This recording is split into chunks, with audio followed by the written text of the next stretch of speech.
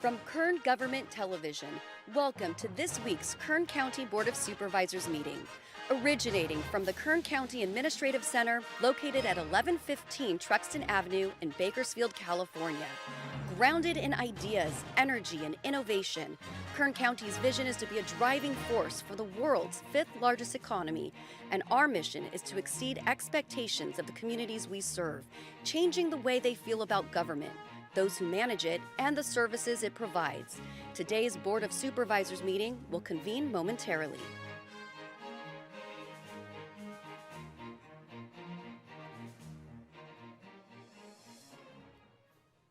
Okay, board to reconvene. Madam Clerk, please call the roll. Supervisor Peters? Here. Supervisor Perlier? Here. Supervisor Flores? Supervisor Couch? Here. Supervisor Perez? Here. Okay, good morning and welcome to the Tuesday, August 25th, 2026 9 a.m. board meeting of the Kern County Board of Supervisors.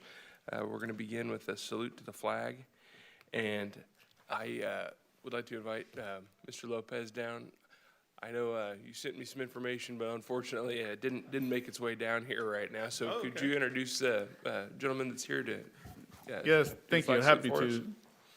So today with us is Army veteran Felipe Rodriguez.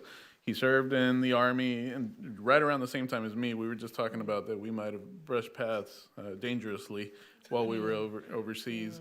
Unbeknownst to him, he was volunteered today by his entire congregation, his family, the staff of Supervisor Perez, and he found out literally 5 minutes before the meeting started that he was going to be our guest today. So I want to thank him for taking this so lightheartedly. And it's evident by all the support that he brought with him today. And I think this is the first time I have somebody who is approached by more people than me. And they're asking me, who's this guy? Everybody knew who he was. So it's evident the impact that he has on the community. From what I've been told from his daughter, who lives all the way in Texas, he is a man of Christ. He has devoted his efforts to helping the youth of the programs that you're going to hear about today. I'm not qualified to speak on everything that he does because I just met him today. But like I said, he's going to be here with Pastor Mario and some of the youth that he's impacting and providing mentorship for our young men to help guide them in the right direction. So I want to thank him for being here today, and he's going to lead us in the flag salute. If everybody could please stand, and a moment of silence immediately after. Salute. Pledge. I pledge allegiance to the flag of the United States of America and to the republic for which it stands, one nation, under God, indivisible, with liberty and justice for all.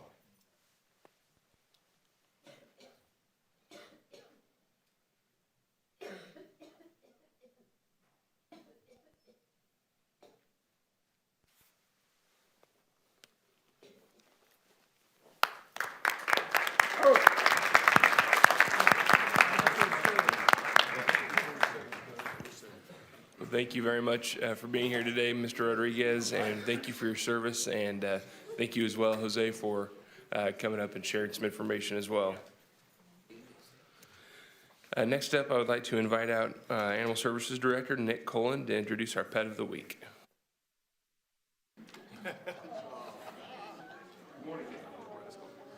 All right, who do we got today? Chairman Peters, members of the board. This is Lucy. Lucy. Should I speak louder? Is that better? This is Lucy. She's just a sweet dog. She evidently loves to be held because she's exceedingly comfortable. But she's available for adoption at the Kern County Animal Shelter. She's only about 6 months old, so she's still a puppy. She's a small breed mix, so she's not going to get much bigger than she is right now. And all of our adoption fees are waived right now at the Kern County Animal Shelter. Outstanding. Well, with those ears she's got, she could probably hear you from the back of the room. Well, thanks for coming down, Lucy, and good luck. Lucy.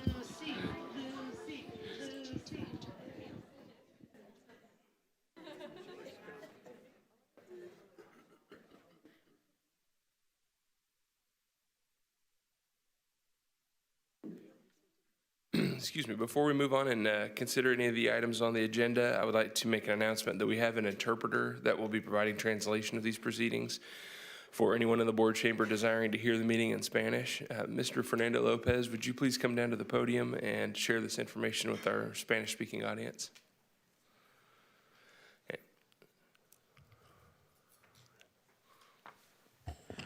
Sí, buenos días. Mi nombre es Fernando López. El condado de Kern me contrató para interpretar esta reunión. Atrás en la mesa están unos audífonos si quieren escuchar y si quieren hablar se tienen que registrar en la lista que está atrás del cuarto. Gracias. Thank you. And our next announcement is that on the consent agenda, items number 17 and 18 have been withdrawn by the department and will not be heard today. We'll begin by considering the consent agenda. All items listed with a CA or C above the item are considered to be routine and non-controversial by county staff. Items with the CA represents the consent agenda for the Board of Supervisors. Consent items will be considered first and may be approved by one motion. If a member of the public wishes to comment or ask questions regarding any item or items on the consent agenda, they may do so prior to a vote being taken. Members of the board may remove any items from the consent agenda, and they will be considered in listed sequence, with opportunity for any member of the public to address the board concerning the item before action is taken.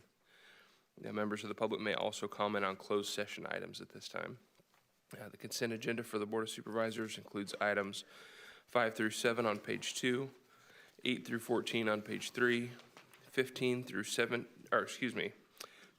as well as items 19 through 21 on page 4,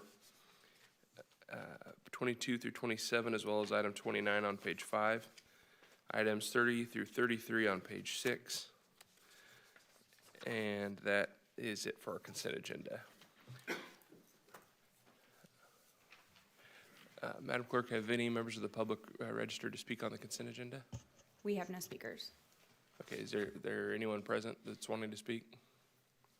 Okay, seeing none, I'll bring it back to the board for discussion or a motion. Motion approved. Second. Thank you. Please cast your votes. Sorry about that. The motion is approved. All ayes. Okay, next up, we're going to go to our proclamations, and if you'll bear with us, we're going to go slightly out of order this morning, and we're going to begin with item number 2, which will be proclaiming September 2026 as Recovery Month in Kern County, and that will be with Supervisor Parlier. Motion approved. Second.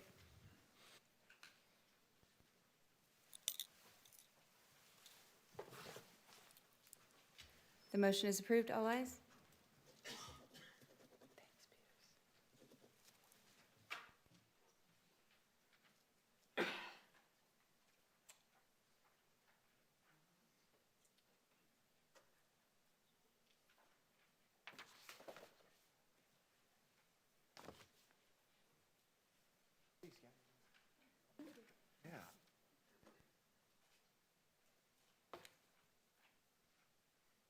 Good morning, Mr. Chairman and colleagues of the board. We have a very important day today. This morning, the Board of Supervisors would like to proclaim September 2026 as Recovery Month in Kern County.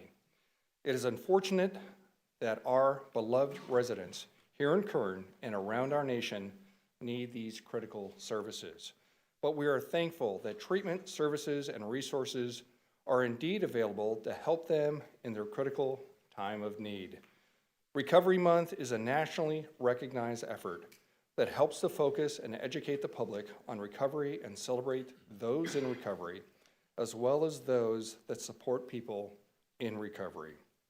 I'd like to invite Allison Burrows with Kern BHRS to share a few words about Recovery Month.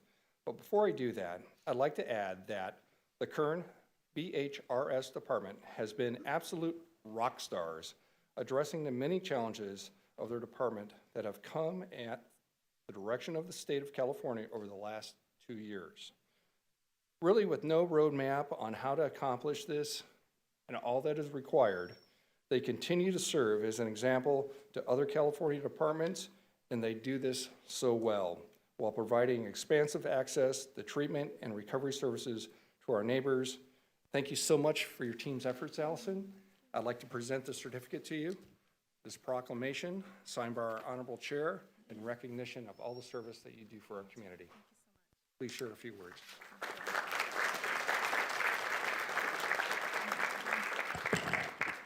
Thank you, Supervisor Parlier, for those kind words. Good morning, Chairman, members of the board. It's my pleasure to be here to thank you once again for recognizing September as National Recovery Month. Substance use touches all of us, whether it's personally, with our family members, loved ones, neighbors, and others in the community. And recognizing that broad impact, our department and community partners are coming together again this September to connect people with resources and reduce stigma. So throughout the month, we're going to have activities across the county, and we encourage everybody to visit kernbhrs.org or follow us on social media to learn more about how they can become involved. Supporting recovery also means making sure people have that opportunity to get to their recovery. And today, outside the board chambers, we are sharing information about Narcan, a simple life-saving tool that can reverse an opioid overdose.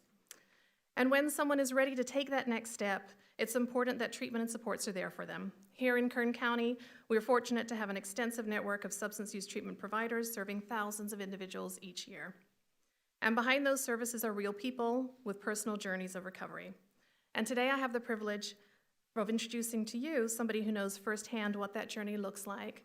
It's my privilege to introduce to you Belinda Quinones, who's going to share a few words about her story.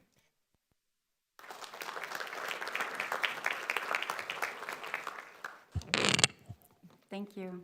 Good morning, and thank you for giving me this opportunity to share my journey and my recovery through all my ups and downs.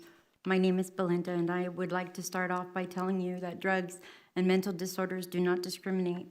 We can come from any background and still carry this disease of addiction. But with that said, I am the oldest of 3, and we were raised by a single mom who managed to give us everything we needed. I was introduced to drugs at the age of 16. I encountered many incarcerations, and I was admitted to mental hospitals due to my addiction and co-occurring disorders. I struggled with believing I didn't belong, and I carried lots of shame for many years. So for a long moment in my life, I chose to believe that I could and would not change because I was not deserving of a better life. Then came coming to Bakersfield and being offered a program. I tried and completed successfully, but I lacked the knowledge and understanding that recovery is something to be taken seriously, and that it comes down to life and death. I'm a mother of 4 children whom I love with all my heart, and I thought I was a bad mother because I didn't even know how to stop using drugs for them. In my addiction, I was hit by a train back in 2014, and I was also pregnant at the time, but I didn't know it. This train accident caused me to lose my arm and my 2 feet, so I guess you could say I finally felt defeated. I gave birth to my daughter that same year from the train accident, but soon after, I went back to using drugs because I didn't know how to accept this new body I was left with. I was tired of being tired, and I felt so sorry for myself, but my family wouldn't give up on me. I was sent to prison one last time in 2016, but I was not released until 2022, and I went straight to Capistrano Residential. There, I learned coping skills, and I learned about triggers and how to overcome the thoughts I was dealing with. I enrolled in mental health services and tried to get my life together. I no longer feel sorry for myself, and through the help of counselors who guided me and shared their experiences at the right moments, I was given hope when I didn't have it before. I wanted recovery and a new way to live productively, but I didn't know I was useful. I enrolled in outpatient and also enrolled at La Vida Nueva CM program. I was welcomed and encouraged to be part of the recovery they offered, which was softball games and volunteering to clean up. I was included in events, and I remembered how to live and have fun without the use of drugs. By enrolling in Garden Pathways, City Serve, La Vida Nueva, and Capistrano, I believe I was offered a chance to live a new life. With hard work and choosing to forgive myself, I can do anything. I completed a course in the drug and alcohol field and also have a peer support license to help others like myself who still struggle today. I put on 1 foot at a time, and I go. I don't like my days to go wasted.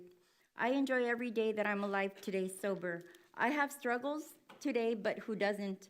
I just know that I can deal with my problems better with a clear mind, free from drugs. Today, I choose to take my recovery serious because recovery gave me my life back. And the resources Bakersfield has to offer has changed my life. I married a wonderful man. I have my children in my life that have shown me love and forgiveness, and my siblings that are the best in the world to me. I thank God for choosing the sober path I'm in today, because God has given me the strength to go forward. My hope is that many addicts take a chance on trying a new way to live and allowing people to help them until they can believe in themselves again. Thank you.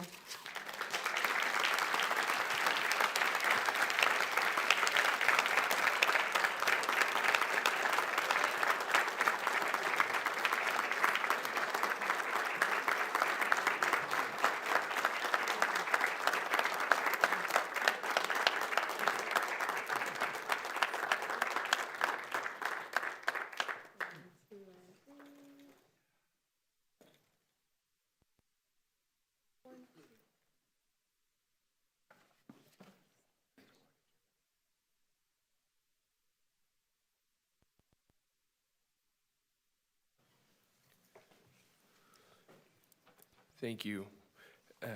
Our next proclamation is going to be proclaiming August 2026 as National Breastfeeding Month in Kern County, and that will be with Supervisor Leticia Perez. Thank you, Chair Peterson. Also, thank you for allowing me to do the board member announcements. Yes, and thank reports you. after. Yeah, right Thank you. after, immediately following the presentation, we're going to do board member announcements or reports. Thank you. Thank you so much, Chair. Motion on proclamation.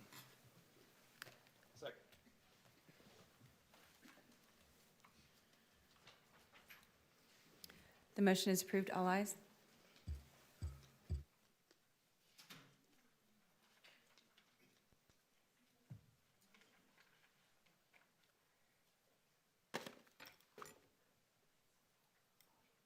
For the breastfeeding? Yes. Okay. And then we'll do our thank yous right after that. Okay, very good. Hi, good morning. Good morning. Good to see you. Oh, there is? Okay, fabulous. Come on down. All four are going to speak? Oh, okay, got it. Okay, very good. So I'm going to be brief then. Okay, I remember, Chair and colleagues, being a breastfeeding supervisor. And I think I'm the one and only supervisor. I used to sit right where Chris Parlier was, and every 2 hours, my little alarm would go off. I would get up and walk fully across the dais and into the back. And I remember being embarrassed about that at first. I felt out of place, and it's just really a private issue that you prefer not to drag into the public, but I didn't have a choice. And I was really stunned by the reaction of the county family, because they set up a little room in the back, a small private area, a really dignified, beautiful private space, and set up a little space in the refrigerator for me and my baby. And that was really a special moment. It took that issue from being one that I really was embarrassed about. It felt private, but the county family allowed for us to, as a family, flourish with that opportunity by creating that space. I want to say thank you to the county family who is just so thoughtful. And I want to say just to my colleagues also who were gracious and kind through that period. My baby was actually in the NICU. Noah was in the NICU at Kern Medical. And I just felt such a supportive, loving family here. So I know that Kern County is the right place to make this proclamation, and that we have something legitimate and authentic to celebrate here. Board of Supervisors proclaim August 2026 as National Breastfeeding Month in Kern County to bring awareness to the health benefits of breastfeeding and both infants and mothers to advance lactation education and advocacy. Around the world, breastfeeding has sustained infants as a biological norm. The benefits of human milk feeding have well-documented health, economic, environmental effects, and that result in improved infant and maternal health, reduce healthcare expenditures, decrease employee absenteeism, and overall healthier communities. Breastfeeding is a proven prevention strategy, builds a foundation for lifelong health and wellness. Organizations recommend exclusive breastfeeding for the first 6 months of life, followed by continued breastfeeding alongside complementary food for up to 2 years or longer. National Breastfeeding Month highlights the importance of ensuring all families have access and space for breastfeeding support and resources. So I want to proclaim at this time, Board of Supervisors officially proclaims August 2026 National Breastfeeding Month in Kern County. This recognition has been entered into official board minutes and signed by our Honorable Chair, Philip Peters. I know you guys have some words to share too, so I'm going to pass that to you and say thank you for everything that you do. The floor is yours. Thank you so much.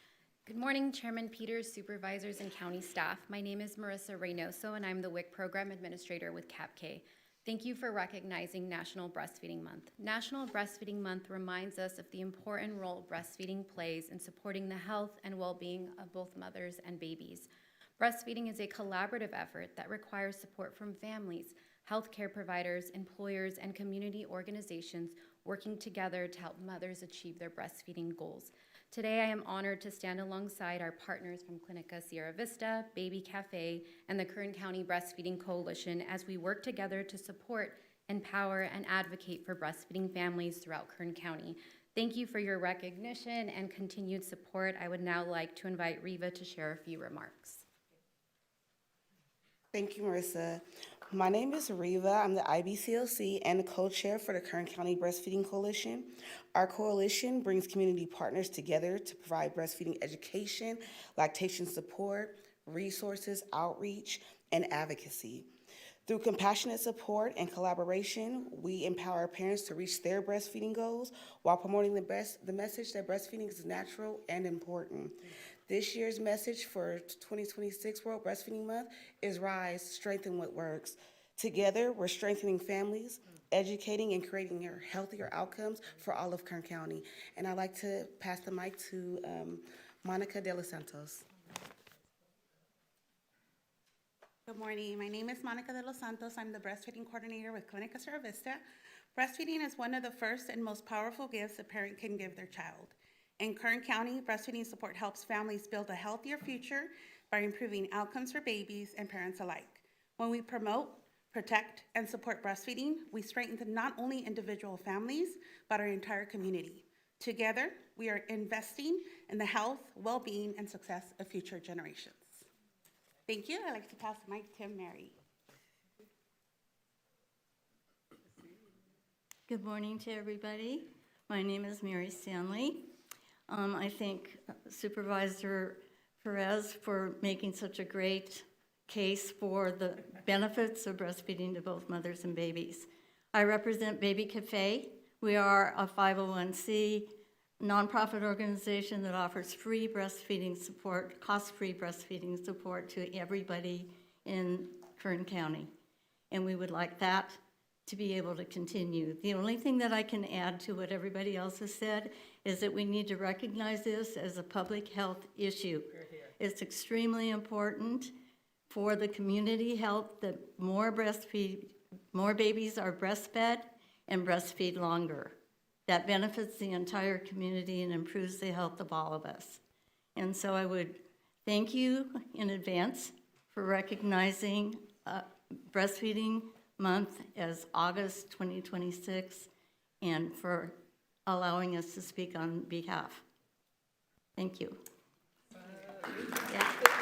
I know. Did you do Baby Cafe? Did you come? Yes, it's just incredible. I love the name of it. Let's do a picture right here. Okay. Okay. Yeah. We were all babies once, remember? Yeah, we were. Yes, we were. Ready? 1, 2, and 3.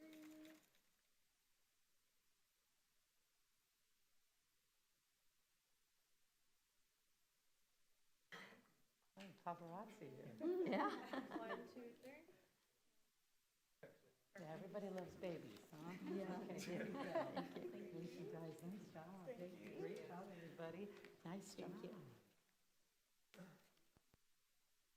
Siobhan Dangerfield and all the remarkable guardian angels, please come down to the podium for a thank you. Please make your way on down. Siobhan, good to see you. Nice to see you, brother. You look good, looking good. Come on down.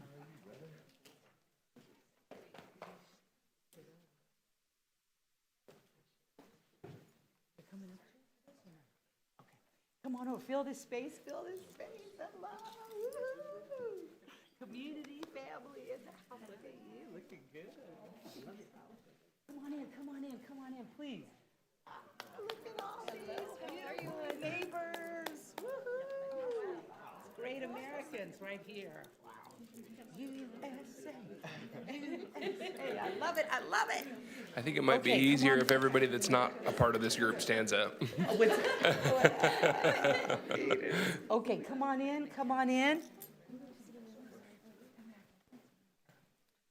Ah, what a great moment. Is everybody here? Oh my God, this is so beautiful, you guys. This is so beautiful. Hey, good to see you. Good to see you. Thank you. Thank you.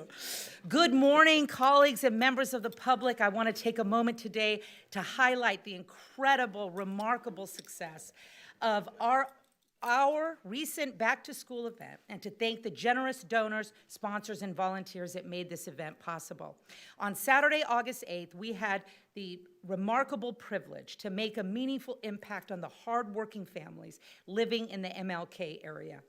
This event was created with a simple yet very critical goal in mind: to ensure that neighbors who may be facing financial challenges are able to have as many resources as possible and the support they need to begin the school year and show up with their head up.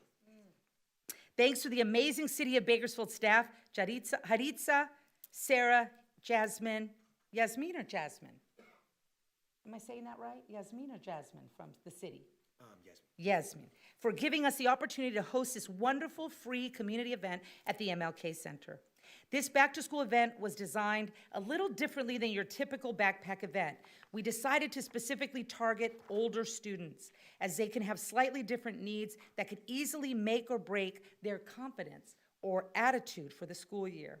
With the help of our sponsors and donors and the righteous souls behind me, we were able to provide items such as hygiene essentials, cleaning and household supplies, haircuts, clothes, brand new shoes, medical supplies, cleaning products, all at no cost to the community.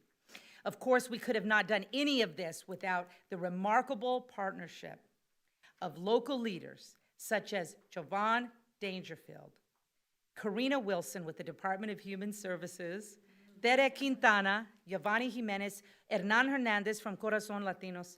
Thank you for stepping up and serving our community. I also would like to thank the generous sponsors such as IBW Local 428, Laborers 220, Mather Brothers Water, and our local Teamsters. Thank you for caring about our neighbors in need. To the Haddad family with Haddad Dodge, words cannot express my love and appreciation for the warmth that you have shown our community. They saw our ad on Facebook, called and said, "What can we do?" We said, "We need new shoes." They said, "We got it." They said, "We got this." Because of the Haddad family, we were able to provide hundreds of gift cards to students to purchase a new pair of shoes. This is something many of us take for granted, but means the world to a teen starting a new school year. I would also like to highlight the talented barbers, hairstylists, braiders, and manicurists who bless these children and families by showing up early and staying late to provide free services. Ryan Valdez and your team put a smile on the faces of so many who needed your skills and a little TLC. From the bottom of my heart, thank you everyone who made this happen. In particular, I would like to thank my staff, Priscilla, Cindy, Betty, and Chief Romo, also known as Christian, for always leading with your heart and showing what it means to be a true public servant.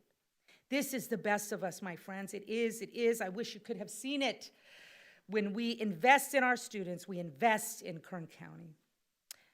I want to say that at the 5th District and in the partnerships that you see here, we believe, and we state it regularly, all Kern County kids are all our kids, all of them, every single one is part of our legacy. They demonstrate who we are, what we believe, and how we serve, and it is self-evident. I now want to bring up Jovan Dangerfield, one of the most gifted, talented people I've ever had the privilege of working with. I mean it, stay humble, Jovan. So that he can give some remarks, but he, with his excitement, with his ability to ignite the crowd and to get us motivated and boogieing a little, really made this a party. It made it a festive celebration of community, of neighborly love, and of the American spirit. I am so proud of what I saw. I am so moved by what I saw, and I am so excited to continue to grow on it because it is truly the best of us. Yes, we are our neighbor's keeper. We are our brother's keeper. If not us, who? It is our duty, and I stand proudly with those who feel the same way about our community and realize that when we come together, there's nothing we can't do. Jovan, thank you. You're the man, and we want to hear from you and your heart. Thank you. Well, just want to thank Board of Supervisors for having us, and thank you for working together. Just want to thank District 5 as well for being able to do this when we're not in everyone's face and doing all the, the things that help with marketing and visibility. We're up till 2, 3, 4 in the morning thinking about ways to implement collective impact strategies that I learned from many cities around the country. And I thank District 5 for coming together and being a part of these collectives and these coalitions that are able to impact youth and communities in a way that they're used to receiving love and in a way that they can respond to effectively. Well, we've been able to create an atmosphere where people have been able to receive love from everybody here with music and with dancing. So they're not waiting in a silent line feeling like they are begging or that they are, in need in a way that makes them feel worse about the reason that they came. And we were able to provide that at a high level with really strategic work and efforts, the way, the music, everything that we do, including the way it was done and the enthusiasm that everyone served with. As I wrap this up, I'll say this year, as we continue to find ways to support the youth, it's come to my attention while I was gone that things have occurred that we need to continue to find collective strategies for impact on. And there are multiple lenses through which this needs to be looked at. It's not just a cultural lens. It's not just an emotional lens. It's not just a relational lens. It's not just a societal lens. It's not just a social lens. It's all of those lenses. And we need to take a macro look and look down at what's happening at the complete map of how this is affecting our youth. I'm getting ready to go inside to Kern High School District and run collective impact strategies, framework, support groups, and events that tie community schools' impact, such as we've done with BCSD and KCSOS. And I'm gonna need everybody on our team for us to bring this coalition together. This is bigger than any one person. This is bigger than a Facebook argument. This is bigger than anyone's particular opinion about what works in a community. But now it's time for us to do what we've been talking about for so long and be the village that it takes to raise our youth, provide accountability, and provide grace and love so that we can change our city for the good forever. Thank you so much. Thank you. Did I forget anybody to thank? Because I just realized that we did not mention Sequoia Junior High, who showed up big.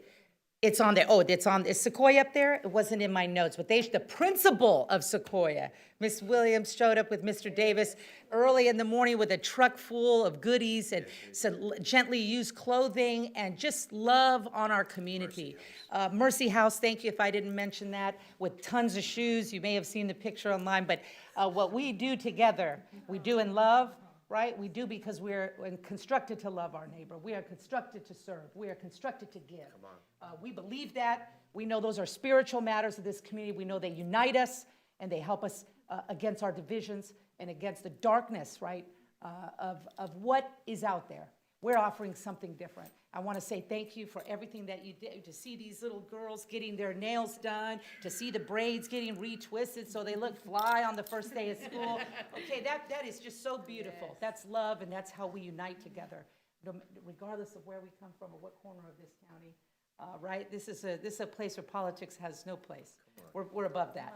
So thank you. God bless you. Thank you, board, for the indulgence. Peters, thank you. The video. Oh, so sorry. Priscilla, forgive me. Do we have any music? Javon, that's usually your spot. I wasn't consulted.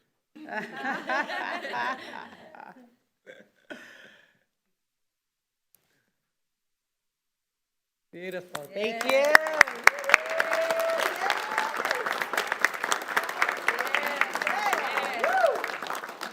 Let's get a picture. Yes. All right. Thank you. Great work, everyone. Great. How are we going to do it? Turn around. Turn around. Yes. Great job. Okay, so team. We could try to turn around. You want to go this way? Okay, now let's go this way. That's probably the easiest. We'll look that way. Come on. Come on. We're family now. Come on. Javon, we're family one way or another.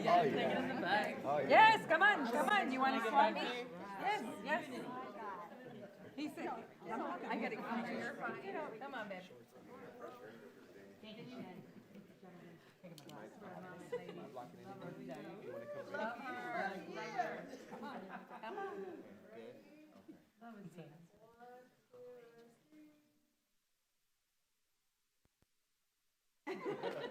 Everybody, yeah.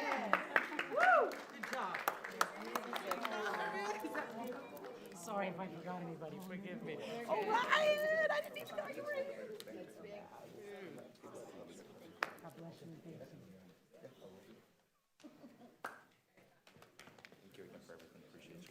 I have a nice gift for you. So I'll tell Priscilla. Thank you. Hey, man, good to see you, good to see you. Nice work, huh? Yes, ma'am. Yes, ma'am. Great job.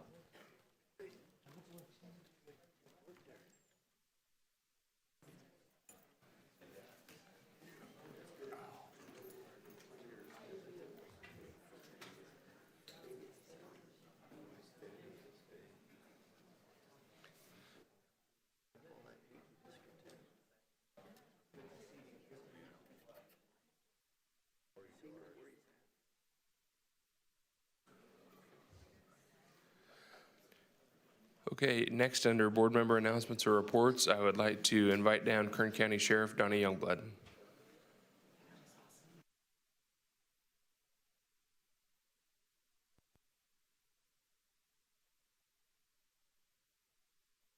It's hard to follow those two groups. Mr. Chairman, members of the board, as you recall, the sheriff's election is every 4 years. This last election was extended for 2 years by the legislature and the governor. That term expires, the 4-year term expires in January of this next year, at which I will then retire. This will allow this board to appoint a new sheriff in January. Well, Sheriff, I just want to say what an honor it is to have gotten to know you in your capacity and through your many years of service, and what a outstanding leader you've been for the community. And it's going to be a loss for Kern County, but it's going to be a good thing for you. I know you've worked hard and you've given a lot to the community over the years, so I'm sure it's more than time for you to go and enjoy a little bit of time for yourself and your family. It gives me an opportunity to make everybody in this room happy. Half of them are happy that I'm for me, the other half are happy that I'm leaving. So I've always had the ability to make everybody happy. That's right. But this is an amazing team standing back behind me. They are the ones that did the work. So thank you. I appreciate that. Supervisor Perez? I did not know you were going to do this today, Donnie, so I'm not prepared, but I have some time and an opportunity to share my heart when the time is right. Thank you. I don't think you're getting out of here yet. We're going to be dragging you back before the board for a proper send-off before the end of the year.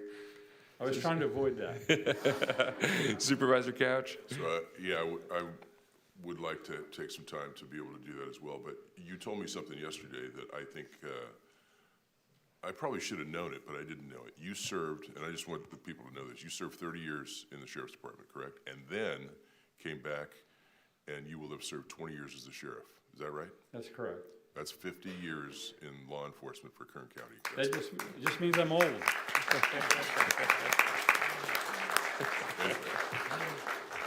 Thank you, Donnie. We will obviously have more to say later, but congratulations. Supervisor Parlier?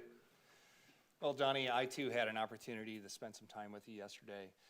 You're a man of integrity, of honor.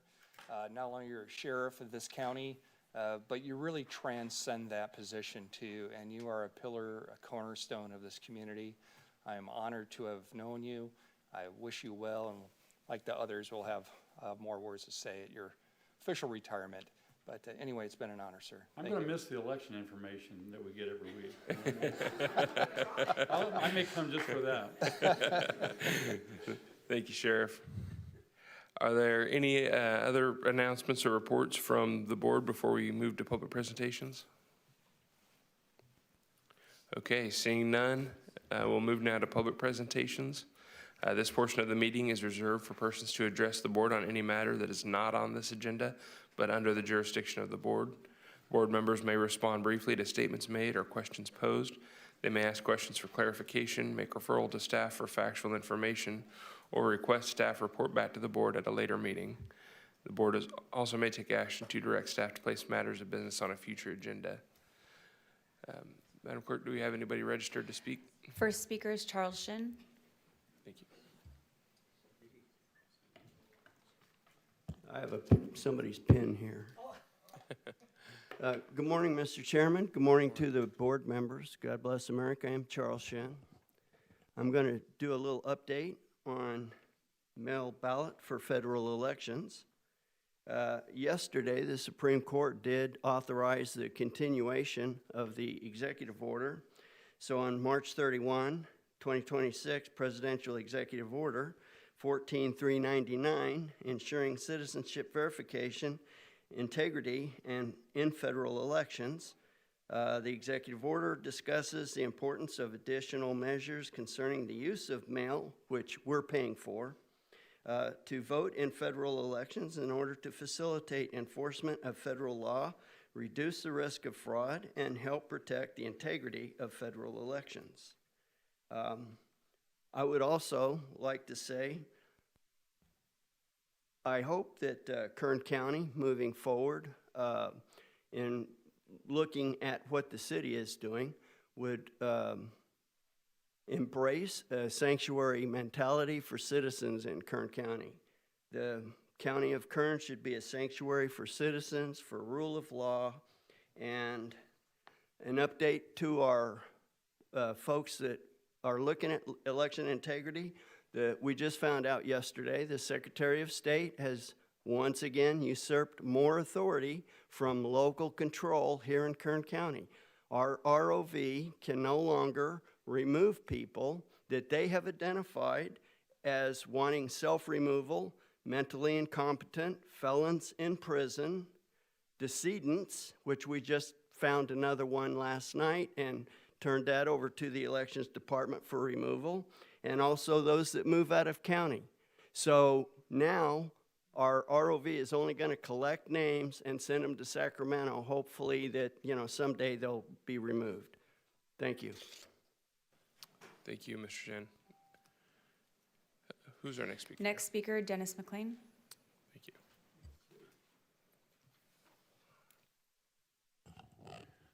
Good morning, Chairman and Supervisors. News headlines from the Central Florida Public Media dated April 2nd, 2026. Governor Santos signs Florida SAVE Act, adding restrictions beginning next year.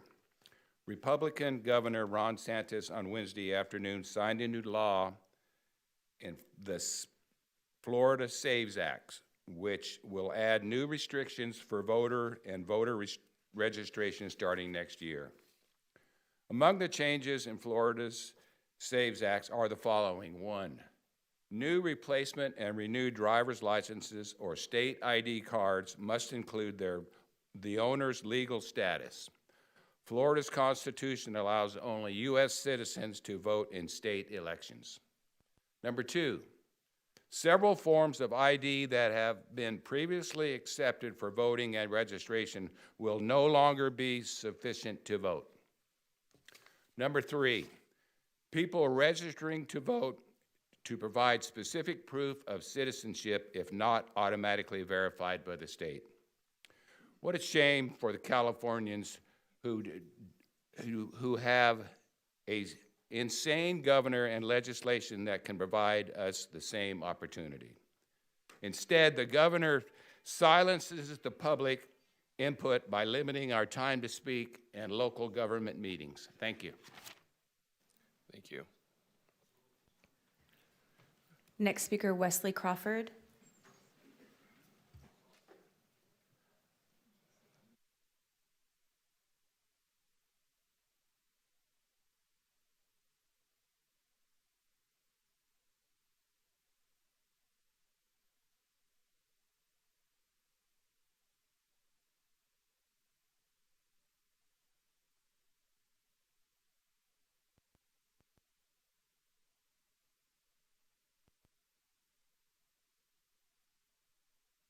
Good morning, honorary members of the Board of Supervisors. Today, I'm bringing a subject that was brought many years ago by David Strong, who was Pete Pyra's legislative aide. And one of the questions that he asked then, that I'm asking now, you know how long Pete has been gone. What do we do for the hard-working young men, particular young women, who have done everything the right way? They get jobs, they go to work every day, and they just hang in there. Child care is murder. I don't care who you are. $1,800 was the highest that we found. $1,400 was the lowest that we found. David Strong asked the question, why have not the county, for the county employees, started their own child care? What would that hurt anybody? It would help many of your employees. The question still becomes, how do you get a young woman who's in law school, who has her master's degree, who actually works for the county? She had a young baby. Now, when we went looking for child care, that's what we found. Now, how can they pay their child care bill and still function every day? By paying their rent, PG&E, water, all of those things. The question that I'm asking you again, what do we do for the good kid? I can tell you this here in closing, we do a lot of things for the bad kid.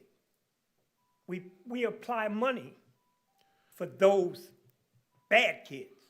Thank you, sir. All right, it's up. I appreciate it. Thank y'all. Thank you. Leticia, I'd like to meet with you on this subject if I can, please. You know exactly how to get a hold of me. All right. Amen. You look good. I like the red. Oh, man, I love red. It's fire. It's love. Yeah, oh, I like that. Even better. Good to see you, brother. Thank you. Next speaker, Andy Hensel. Morning, board and staff. Takes a lot to get an old man like me excited, but this does.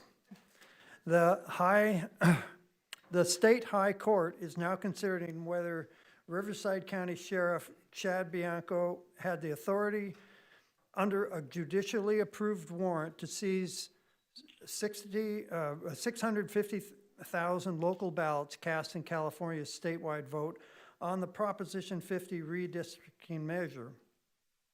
Bianco and other law enforcement advocates argue that siding with the Attorney General Bonta would erode the practical autonomy of all 58 elected sheriffs in the state, changing the state's constitutional structure and opening the door for any politically related fraud investigation to be shut down, as in Nick Shirley.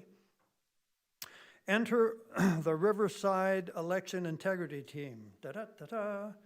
After a special election, the team alleged that the Riverside Register of Voters certified nearly 50,000 more votes than the 611,000 ballots the group counted in their own audit, a difference of about 8%. Attorney General Bonta claimed that the search warrants that Bianco issued to seize the ballots failed to identify any specific felon or person suspected of a crime. And he says the allegations are baseless and that Bianco is harming public confidence in the elections. Bonta admits, though, that his goal is not to take over the investigation and resolve it, but to shut it down. Bianco's attorney says that they have complied with every step of the judicial process and said the purpose of the investigation is to determine whether criminal conduct had occurred, and if so, who may be responsible. So, in summary, the justices must issue a ruling in 90 days, and the oral arguments started yesterday. Thank you very much. Thank you. Next speaker, Don Miller.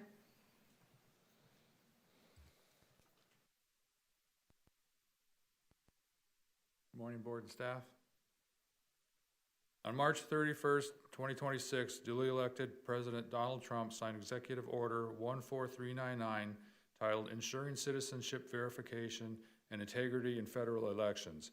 By his authority as President, by the Constitution and the laws of the United States of America, including the Help America Vote Act, the National Voter Registration Act, and the federal government's constitutional obligation to guarantee a Republican form of government to every state in the Union, U.S. Constitution, Article 4, Section 4.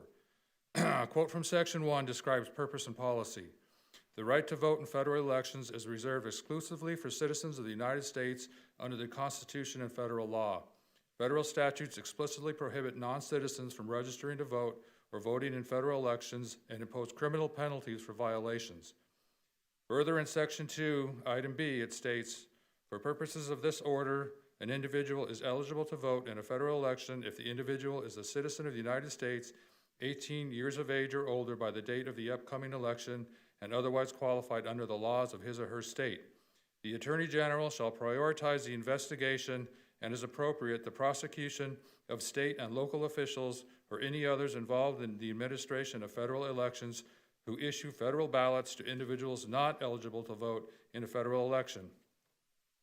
Under 18 U.S.C. 2A, 241, 371, 611A, 1001, 1015, 10307, and 2511.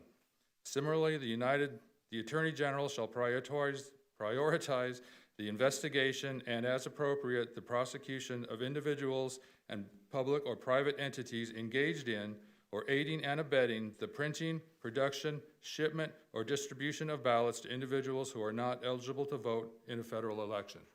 Thank you. Thank you. Next speaker, Julie Solis.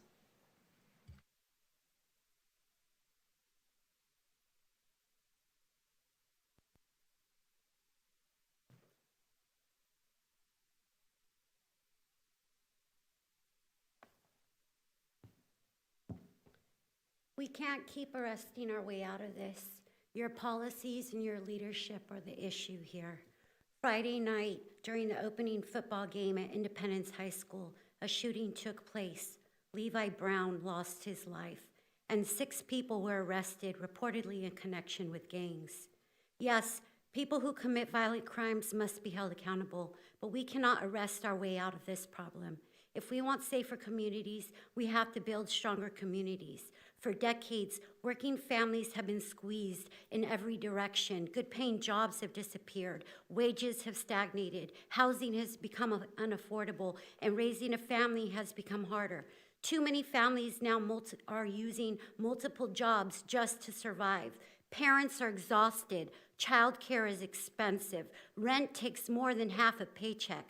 Groceries keep rising. And when communities experience generations of poverty, hopelessness, disinvestment, and lack of opportunity, we shouldn't be surprised when violence takes root. Friday, we've seen the consequence of your failures. So what do we do now? We invest in affordable housing, affordable food and childcare, good-paying jobs, schools, after-school programs, recreation and mental health resources. We give young people something to believe in, something to be proud of, something to lose. Putting another kid in handcuffs does not fix the conditions that help to create this environment, the environment that you all failed us in. Public safety isn't just about policing after something happens, after you fail. It's about creating a condition that gives people a chance to fail. That's investment. That's prevention. That's how we break this cycle. You don't fix our barrios by criminalizing the people in it. You fix them by investing in the people who live there, not by criminalizing us and keep making a profit because our people are in cages. Shame on all of you for failing our community over and over. And you keep giving Donnie Youngblood more and more money, and our problems keep going up. Money and sheriffs do not fix our problems. Investment does.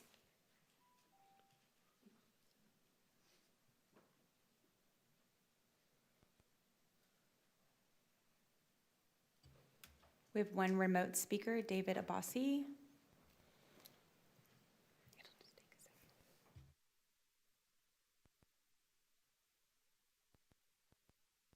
Good morning, Supervisors. This is David Abbasi, and this is my first time. Let me get off speakerphone here. No, there's still an echo. Anyway, this is my first time here remotely, so bear with me. I know we're going to be talking about the Truth Forum Act and immigration, so I'll save some of that for later. Right now, I'd just like to say I'm pretty happy to hear that Sheriff Donnie Youngblood is retiring. Is that right? I think I heard Youngblood was retiring, and if that's the case, that's great. But unfortunately, he still has 2 more years, for his reign of terror to terrorize our community. Let me just jump right into Leticia Perez and her corruption. We need a formal investigation and inquiry into the massive campaign finance laundering that's going on. It involves Western Pacific Research, which is Kathy Abernathy's company, and her candidates or her clients like Vince Fong and Shannon Grove, who are taking money in excess of campaign contribution limits from AJ Anand and different companies that AJ Anand controls to hide the true source of to bypass contribution limits and hide his true source of the payments. And then they're giving money to the supervisors. Vince Fong and Shannon Grove are giving money through their campaign committees to other campaigns like Jeff Flores, for example. And they're giving money that they're deliberately giving money from their campaigns to bypass contribution limits as well, since we have local campaign contribution limits. And so then Flores will vote to enrich AJ Anand and his buddies. So there's this huge thing going on. Perez, Leticia, violated the Levine Act 4 times in 1 year. In 2024, she violated the Levine Act with Albert Ma. She took money on March 5th. Okay, sir, we're 20 2024. seconds You can over see the that. time limit, so could you please bring your comments to a close? Yeah, she took money on March 5th from Albert Ma and then voted for BBHH $1 million contract, multi-million-dollar contract 7 days later. Okay, This is just thank one you. example.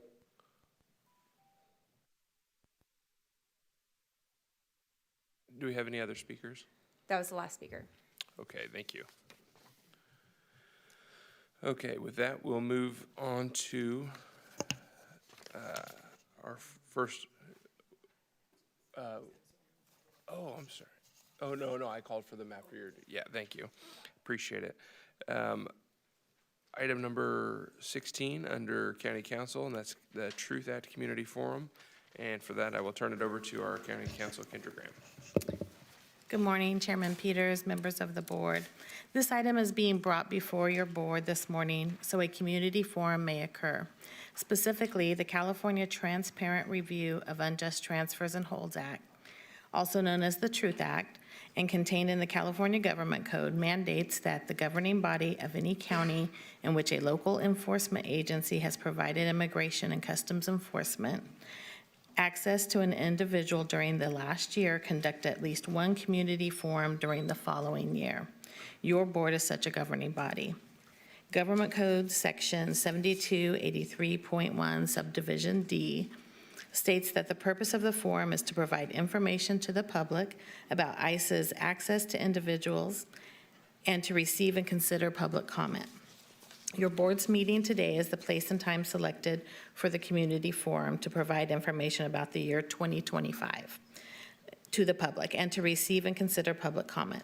The required notice of today's forum has been provided. Specifically, the notice of hearing was posted on the county's website on July 24th. This posting was timely and satisfies the 30-day notice requirements of Government Code Section 7283.1. Fernando Lopez is present today to provide Spanish and English and Spanish interpretation for any Spanish-speaking members of the public. Kern County's Chief Probation Officer Elaine Moore is present and has a brief statement. Following Chief Moore's statement, Chief Deputy Joel Swanson of the Kern County Sheriff's Office will make a presentation accompanied by a PowerPoint which will provide information about ICE's access to individuals during 2025. After Chief Deputy Swanson concludes, Myra Joachim, and I apologize if I mispronounced your name, with the ACLU has asked to make a statement accompanied by a PowerPoint. Following Ms. Joachim, it would be appropriate to hear public comment. It's therefore recommended that your board conduct the forum, consisting of hearing presentations by Kern County Probation, Kern County Sheriff, and the ACLU, then receive and consider public comment. Thank you. Okay, thank you. We'll turn it over to, okay. Are we starting with Chief Swanson, or, okay. I'm sorry, we will start with Chief Moore. Okay, I'm with sorry, thank probation. you. Thank you. Good morning, Mr. Chairman, members of the board. I am Elaine Moore, your Chief Probation Officer. As you know, the Probation Department operates 3 youth facilities and supervises adults and youth on probation and post-release status in the community. Review of records for this reporting period indicated no reportable contacts with Immigration and Customs Enforcement pursuant to California Government Code Section 7284.6. I am available for any questions and will remain in the audience throughout the forum should any additional questions arise. Thank you. Thank you.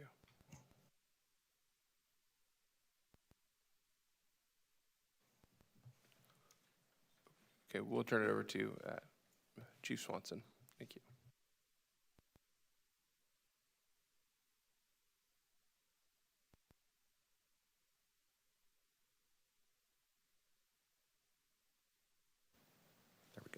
Is that on? Okay, sorry. I'll start that over. Good morning, Chairman Peters and members of the board. My name is Joel Swanson. I'm a Chief Deputy with the Detention Bureau, and I have Commander John Carpenter with me over the Lerdo section. Thank you for inviting us to speak with you today. As you are aware, Government Code Section 7283.1 calls for a forum to provide information to the public about ICE's access to individuals and to receive and consider public comment. To that end, I'd like to take a few moments to provide some data and information regarding ICE access to incarcerated persons during 2025. It is important to note that I will only be discussing matters related to the Kern County Sheriff's Office operations, as the Sheriff does not direct or have authority over operations of federal, state, or other local law enforcement agencies or detention facilities. Before I get into specifics, I'd like to reiterate some points that have been mentioned in past forums regarding what the Sheriff's Office does and does not do in relation to immigration enforcement. First, the Sheriff's Office does not hold incarcerated persons past their date of release nor delay their release. The Sheriff's Office does not ask about individuals' immigration status or provide ICE with access to any of our databases. We are not involved in the enforcement of immigration law, deportations, or immigration sweeps. With that being said, the Sheriff's Office does cooperate with ICE as allowed by law. This includes making release notifications to ICE regarding eligible incarcerated persons only when requested and only when they have qualifying convictions. As part of this process, we notify the incarcerated persons when ICE has requested a notification of their release. We also notify the incarcerated person of their rights regarding their release notification and interview requests. I'll be discussing these processes and notifications in a bit more detail later in the presentation. Before I discuss some of the processes related to SB 54 and the Truth Act, I'd like to briefly mention the Trust Act. In 2014, legislation prohibited agencies from holding incarcerated persons for ICE once their local charges were resolved, unless certain charges applied. At that time, the Sheriff's Office ended the practice of holding incarcerated persons for ICE past their release date, regardless of the charges. This remains the case today. Releases are not delayed for ICE. Now I'd like to move on and talk about some of our processes that relate to the Truth Act, AB 2792, and the California Values Act, SB 54. These processes are outlined in Sheriff's Office Detention Bureau Policy C-2300. First, I'll be talking about the requirements for release notifications and transfers to ICE from the jails, which are outlined by the Values Act, SB 54. After that, I'll discuss requests by ICE to interview incarcerated persons, which are covered under the Truth Act. In terms of notification release requests, the process starts when an ICE agent fills out a release notification request form for a specific incarcerated person. Our clerical supervisors review the incarcerated person's criminal history to determine if he or she meets the criteria outlined by SB 54, which is mostly based on prior convictions, but it can be based on current charges. If it is determined the incarcerated person is eligible, the file is flagged for notification upon release. If not, the form is archived. An incarcerated person for whom notification is authorized is notified using a form which we have available in various languages. The form also gives the incarcerated person an opportunity to let us know who they wish us to contact when we notify ICE, which complies with the Truth Act. The incarcerated person is provided a copy of the completed form. When an incarcerated person is due to be released and meets the criteria outlined in SB 54 for notification to be made, that notification is made at the start of the release process. The time required to complete a release can vary significantly depending on the jail's operations and the volume of releases being processed during that time. However, the release is not intentionally delayed. If ICE is present once the incarcerated person is released, they can take custody of the incarcerated person. If not, the incarcerated person is released without delay. In 2025, a total of 29,369 individuals were booked into the Kern County Sheriff's Office jails. During this time, I submitted 273 requests for notification of release. It should be noted that 14 of these requests were duplicate and 13 were unable to be processed. Overall, ICE notification requests accounted for approximately 0.84% of all bookings. 14 duplicate notification requests were generated because ICE initially submitted requests for individuals who did not meet the criteria outlined in SB 54 at the time of submission. ICE later submitted a second request for these same individuals, resulting in duplicate notifications. Additionally, 13 requests could not be processed because the individuals were no longer in our custody or the release process had already been completed, and conducting SB 54 eligibility would have delayed the release. Of the notification requests processed, 31 resulted in transfers to ICE from Kern County Sheriff's Office jails. This chart illustrates the comparison between 2024, which is shown in light gray, and 2025, shown in red.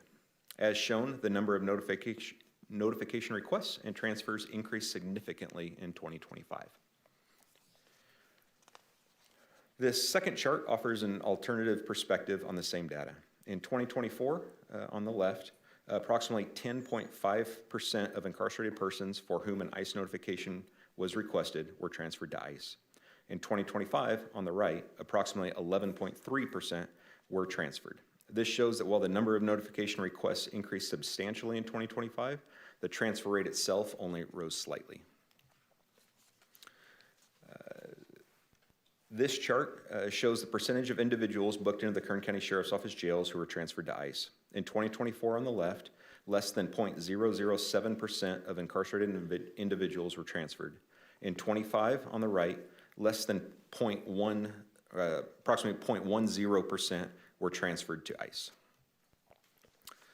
Before we move to the interview requests, I'd like to provide some basic demographic information. As shown on this slide, 226 individuals were Hispanic, 7 Romanian, 6 Indian, 4 Asian, 2 American Indian, and 1 Italian. A total of 232 individuals were male and 14 were female. The average age was 37, and the median time spent in our custody in 2025 was approximately 70 days. When KCSO reports to DOJ, it appears that we transfer more incarcerated persons than what we report during our annual forum, because the DOJ requires us to report by qualifying charge and not by individual. This means that some individuals may have multiple qualifying charges. This year, 1 individual had multiple qualifying charges, which caused the numbers between the DOJ report and our annual forum report to differ. Per DOJ instructions, we must indicate the number of transfers to immigration authorities by the offense code that allowed for the transfer. This is a summary count by offense and not by individual records. The rules surrounding interview requests by ICE are governed by the Truth Act. When ICE wants to interview an incarcerated person, the incarcerated person is notified by way of a form, which explains the reason for the interview and that it is voluntary.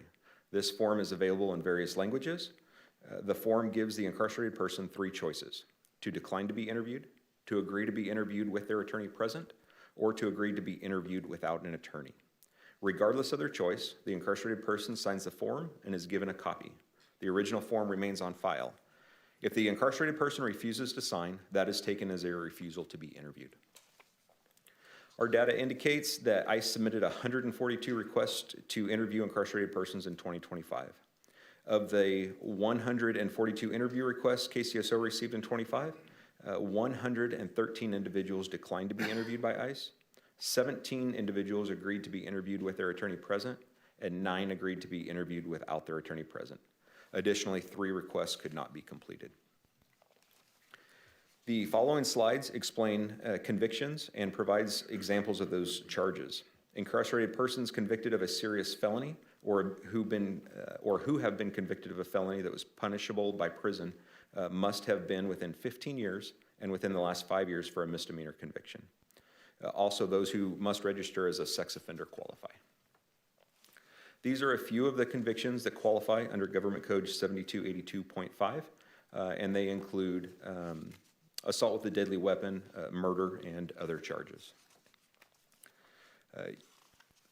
You may also find the list on the California Legislative website. A few of the people that we have released this year include assault with a firearm, violently resisting arrest, felony stalking, spousal abuse, criminal threats, kidnapping, and robbery, as just a small summary of the people that were released. As we mentioned before, KCSO does not place any hold for immigration authorities. Incarcerated persons who have a release notification form are released without delay if an ICE agent is not present. If the ICE agent is present, they can arrest once incarcerated person's release is processed. KCSO policy strictly prohibits any kind of hold for immigration authorities or agents and does not permit any staff member to accept a hold request. Before I close, I'd like to make some clarifications about some of the items that have been mentioned in past forums. Again, first, the Kern County Sheriff's Office is not involved in arrests that ICE make in the community. Whatever activities ICE may initiate locally are done so without our involvement.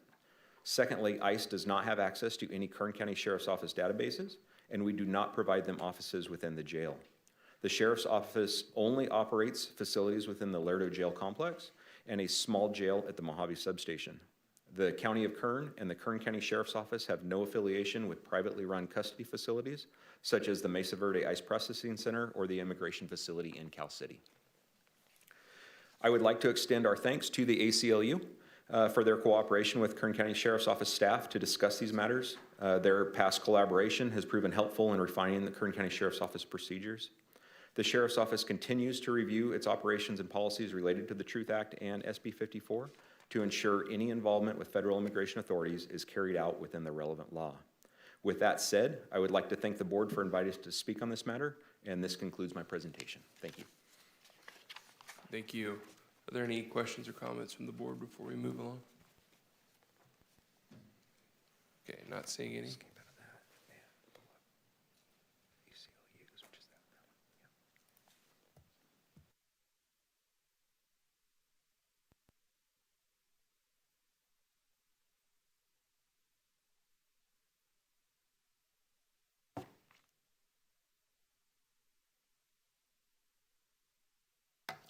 Thank you.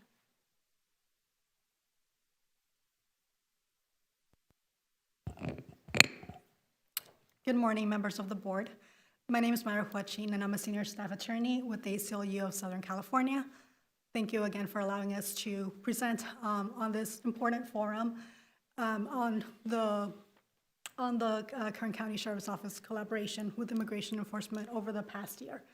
As was explained at the start of this forum only happens when in the previous year there was any collaboration with immigration agents during the previous year. Here, as the Kern County Sheriff Chief Swanson recognized, there were 31 instances where that collaboration happened last year. I would like to start first by discussing some initial key terms because you may have heard them in the prior presentation, and so any references to ICE refer to Immigrations and Customs Enforcement. Notification requests are any request by immigration to law enforcement asking to be notified of individuals released in an instance. As Chief Swanson mentioned earlier, last year there were 273 such instances where immigration agents actively sought the assistance from Kern County Sheriff's Office to release individuals to them. This was also during the year when, as you all may recall, last year, immigration agents came to Kern County, traveling more than 300 miles to stop and arrest people in this county who were farm workers, agricultural laborers, and people who were uprooted from the family. That is the same year where we have a significant rise in the number of people who are being sought notification requests and to which the Kern County Sheriff's Office is responding to. There are also hold requests where immigration agents ask law enforcement to maintain an individual in custody beyond their time for release. And there are transfer requests, which Chief Swanson explained.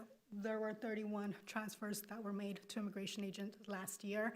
A transfer request is an instance where immigration is asking for law enforcement to facilitate the transfer of an individual so that at the moment that the person is released from custody, they are then turned over to the hands of immigration enforcement agents.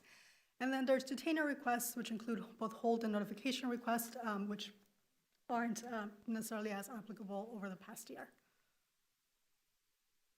Chief Swanson did cover these, the three relevant laws, the California Values Act and the Truth Act and the Trust Act. What I would like to underscore from these three is that collectively, they attempt to increase trust between the community and local law enforcement. The California Values Act recognizes that trust is threatened within a community whenever there's any kind of collaboration between state and local law enforcement agencies, including Kern County Sheriff's Office, and federal immigration enforcement. And it attempts to ensure that that trust is not corroded by reducing any kind of collaboration with immigration enforcement. The Truth Act tries to address the lack of transparency and accountability, and is what lets us to be here today to understand all the instances where there was any kind of collaboration with immigration last year. And the Trust Act does permit some instances where there could be cooperation with immigration enforcement, but the key of the Trust Act is that it attempts not to revoke any discretion that the Kern County Sheriff's Office may have, and instead it lets them know that there are instances where cooperation is permitted, but it is not required. There is no law in California that requires Kern County Sheriff's Office to transfer individuals simply because they have qualifying convictions. It is ultimately up to their discretion to decide whether they are going to cooperate with immigration enforcement and participate in the broader deportation system. There are a couple of slides here addressing what the California Values Act prohibits, and Chief Swanson did explain that the current policy that is in place does address them, and so we recognize that at the very least, the policy that has been in Policy C 2300 that has been in place by the Sheriff's Office does not allow any arrests to be made on civil immigration warrants. It does not allow officers to ask about immigration status. We have many officers here in this room today who, under the Values Act, should not be performing the functions of an immigration officer, should not be using immigration agents as interpreters, should not be providing any office space exclusively for immigration authorities, and should also not be providing personal information about an individual, including home or work address, because this is all prohibited by state law. Similarly, they should not be providing any ICE information regarding release date or in response to notification request, unless there is an exception under the Trust Act. And they should not be transferring individuals to immigration authorities unless there's a valid judicial warrant, or in the instances where a Trust Act exception applies. And again, that exception is permissive, it's not required. Under the Truth Act, there are certain requirements for how interviews are to be conducted, as well as how hold notification and transfer requests should be done. And for the interviews with ICE, there needs to be written consent form explaining the purpose of the interview. You heard earlier that that form is available in various languages. It needs to be available in English, Spanish, Chinese, Tagalog, Vietnamese, and Korean. And then for the whole notification or transfer request, that copy does need to be provided to the individual. We have not seen any copies, but we do receive notification data on the number of individuals who were notified about the request. And then they need to inform whether the agency will comply with the request, which we've heard now. There were 31 instances last year where there was compliance. So why does this matter here? Board members, As a reminder, this county is a county of immigrants, and 20% of the residents for whom you're all representing are immigrants within this county. More than 50% of Kern County residents have an immigrant family member, and 40% of children here, 43% of the children here have at least one immigrant parent. Additionally, the community is safer when there is trust between all Kern County residents and the counties, including law enforcement agencies. And there is also legal liability in place in the event that the county or Kern County Sheriff's Office are entangled with immigration in a way that violates state law. We heard about the data from last year from the Sheriff's Office, and so I'd only like to make a couple of points with regards to that data, including highlighting the significant increase that we had from last year compared to the previous year, where in the previous year there were only 19 notification requests, and last year that number skyrocketed to 273. Similarly, the number of transfers also increased significantly from only two instances of transfers the previous year to 31 in 2025. The Sheriff's Office addressed examples of what were some of the underlying offense codes for which individuals were transferred.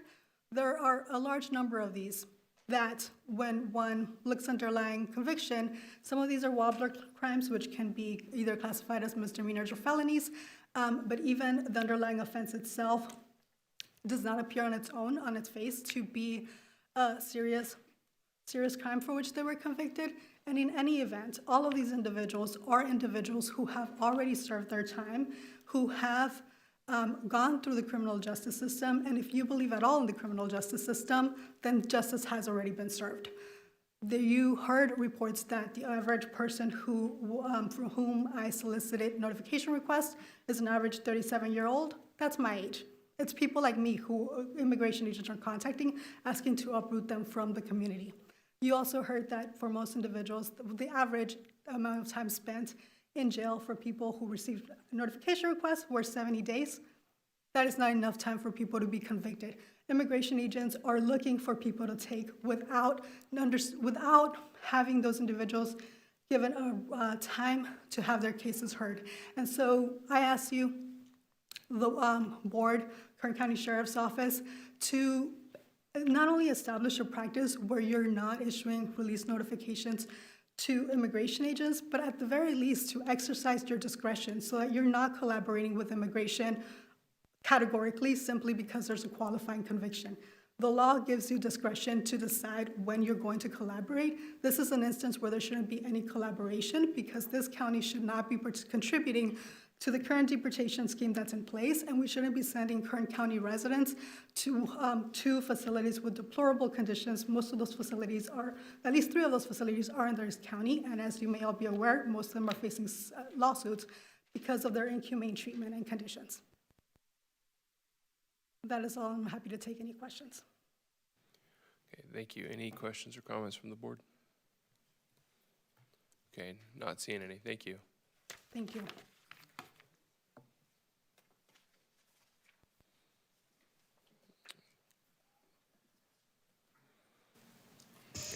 Do we have any other speakers, or do we go to public comment now? It's now appropriate to go to public comment, Okay, Chairman.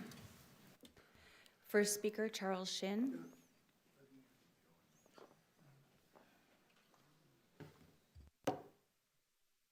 Good morning again, Chairman, and to the board members. God bless America. Charles Shin. I want to take the first moment to just thank Donnie Youngblood for his years, 50 years of excellent service. It's greatly appreciated by the citizens of Kern who appreciate law and order, and thank you very much, Donnie. Also to the Sheriff's Department, you know, when you're getting a lot of flack, when you're in the military, when you get, you know, the most intense fire, you know, you're over the target, and I appreciate your service. I would like to mention that we have a rule of law, which hopefully we're going to be able to bring to the county. We're attempting to do this right now at the city level to bring a rule of law resolution for approval in the future. We want to be a sanctuary for citizens. We want to be a sanctuary for rule of law. And if I can make an analogy, because I think some folks in this dispute on one side have a hard time understanding. If you're the owner of a house and you allow people to come into your house, they can visit the Grand Canyon, they can see Niagara Falls, but there's a time where you come in, there's also a time to leave, because folks actually live in that house. They have business to do, and if you break into that house, you're an unwelcome guest, I guess at best, but if you start breaking and stealing stuff and causing mayhem, you're gonna be removed. And I think that's what we're talking about. Not maybe 100% perfect on everybody that gets arrested is illicitly here, but the vast majority of them are most likely criminals of one sort or another, and I'm an advocate for removing them. And thank you. Next speaker, Julie Solis.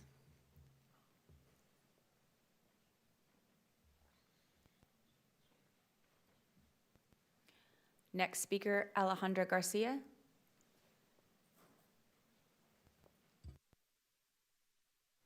Madam Clerk, before we hear from the next speaker, how many speakers are registered, do we know? Okay, thank you. Good morning, Supervisors.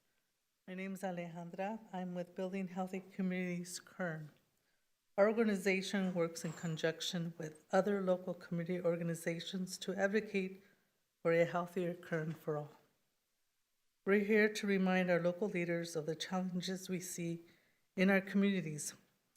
As has been said and documented, when local law enforcement share information with ICE, it's more than just breakup families. It creates a deep fear of local government.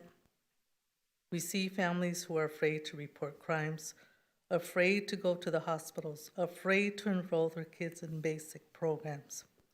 We ask that we stop this collaboration between local law enforcement and ICE, because public safety only works when everyone in the community feels safe calling for help. Thank you. Next speaker, Laura Gonzalez.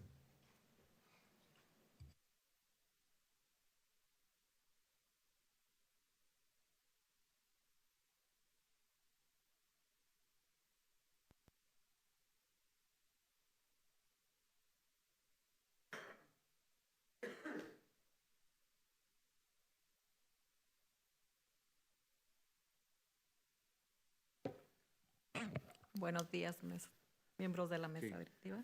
Good morning to the Board of Supervisors. Mi nombre es Laura González. My name is Laura Gonzalez. Soy promotora con Building Healthy Communities. I'm a promoter for Building Healthy Communities. Esta mañana estoy aquí para pedirles I'm here this morning to request que cuando ICE trabaja junto con la policía, that when ICE works hand in hand with the police, nuestros vecindarios sufren. our neighborhoods suffer. La gente deja de confiar en los sistemas. The people lose trust in the system. Las madres tienen miedo. Miedo de dejar a sus hijos en las escuelas cada día. Are afraid to take their children and drop them off at school every single day. De llevar a sus hijos al doctor. They are afraid to take their children to the doctor. Y de ir ahí simplemente a la escuela por esos hijos. And simply to go to school for their children. Necesitamos que nuestros líderes locales se enfoquen en proteger a nuestra comunidad. We need our local leaders to focus on protecting the community. No en hacer el trabajo de aplicar las leyes de migración. And not to apply immigration laws. Gracias por su tiempo. Thank you for your time. Next speaker, Ana Huerta.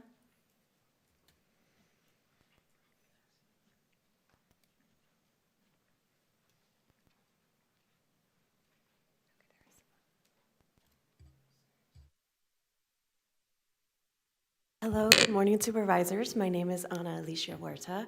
I'm a lifelong resident of Kern County, born and raised here, BHS class of 2006. I'm a local immigration attorney and representative of the Kern Rapid Response Network. I'm here to speak today. I've witnessed the two presentations, and wow, there's a drastic increase in notifications from previous years that we've attended this forum. And what that indicates to me is that there is a drastic increase in county funds being spent on collaboration and facilitation of transfers to immigration enforcement. I also work with budget justice committees here advocating on community safety and where we would like our tax dollars to go. And we are consistently told in those forums that local law enforcement, including the Kern County Sheriff's Office, simply does not have enough funds, does not have enough funds for enforcement, does not have enough funds to hire new officers, does not have enough funds to patrol rural communities such as Tehachapi, California City, Boron, Arvin, Lamont, Wasco, Shafter, Taft.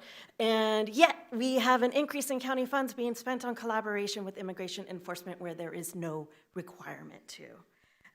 Also, I noticed in the presentation that there are instances where these notifications and transfers are taking place where there are still open charges.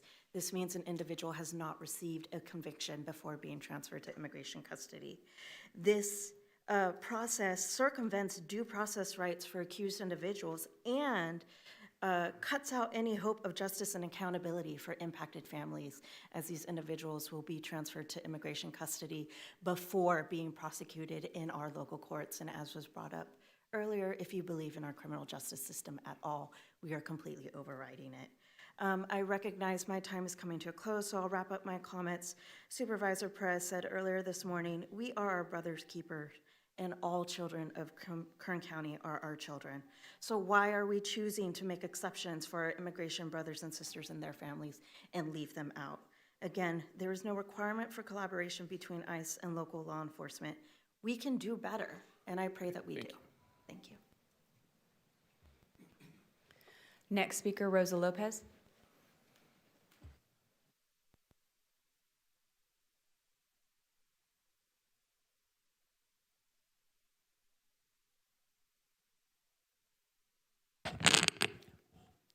Good morning, Board. My name is Rosa, and as much as that may disappoint some people in this room, I am a first-generation Indigenous immigrant and a longtime resident of this county. My parents have worked in the agriculture fields of Kern County for over 4 decades, and because of their hard work and sacrifice, I became the first to graduate college in my family. Today, I'm a vocal advocate working alongside community members who have been directly impacted by our two-phase systems. Systems that bend the rules for certain members of our community while criminalizing others because of their zip code or the color of their skin, their first language. I know what it means to come from a family that worked hard, contributes to this community, and asks for nothing more than dignity, safety, and an opportunity to thrive. And I also know that our system do not treat everyone equally. For too many families, an interaction with law enforcement can mean more than a traffic stop or call for help. It can become an entry point into systems of criminalization, surveillance, detention, and even deportation. That is why I'm here today, to call for an end to local law enforcement collaboration with ICE without exception, and to demand that our local resources remain focused on serving and protecting our community who live here, not enforcing federal immigration systems that tear family apart. Public safety cannot exist when entire communities are afraid to call for help. If we want a safer community, we need to build trust, not fear. We need to invest in people, families, housing, healthcare, and opportunities that expand systems and not criminalize people for being poor. My parents spent more than 40 years working in these fields and contributing to this community. They deserve to know that their community sees them as human beings, not as targets. This is about what kind of community we want to be. When people are afraid to call the police, report crimes, or participating in our community, that our public safety suffer. Thank you. Thank you. Next speaker, please. Next speaker, Charles Shaver.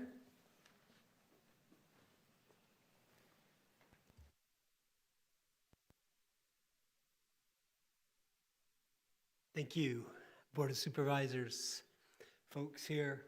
I am a longtime pastor in Kern County, and I just like to come and remind you all occasionally of the words written right behind you, "In God We Trust," to remind you that the Bible and other important religious scriptures teach us that we are to protect the aliens.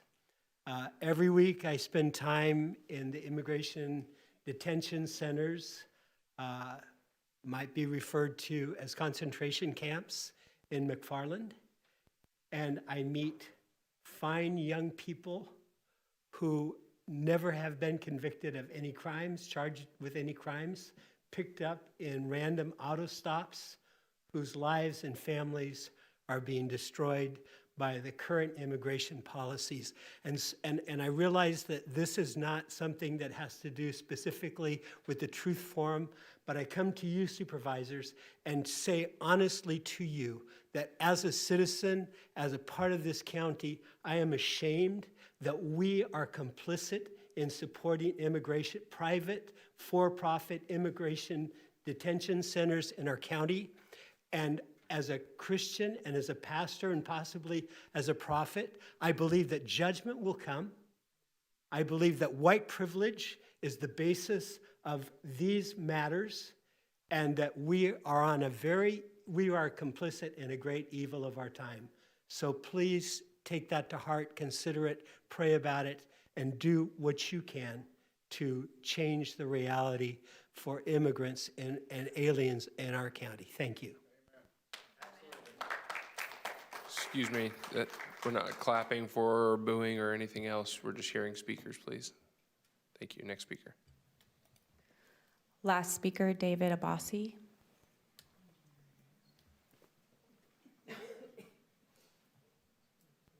Hello. David Abbasi. I urge this board to adopt a robust sanctuary policy. The Truth Act Forum here is a bare minimum floor for transparency. It is not the ceiling. Our county should cease all voluntary cooperation with ICE. When local resources enforce federal immigration law, it doesn't make us safer. It erodes trust, it wastes money, and it opens up liability for the county. This erosion of trust is compounded by the mass surveillance network we are building. The unchecked expansion of flock safety cameras across this county flips the Fourth Amendment on its head.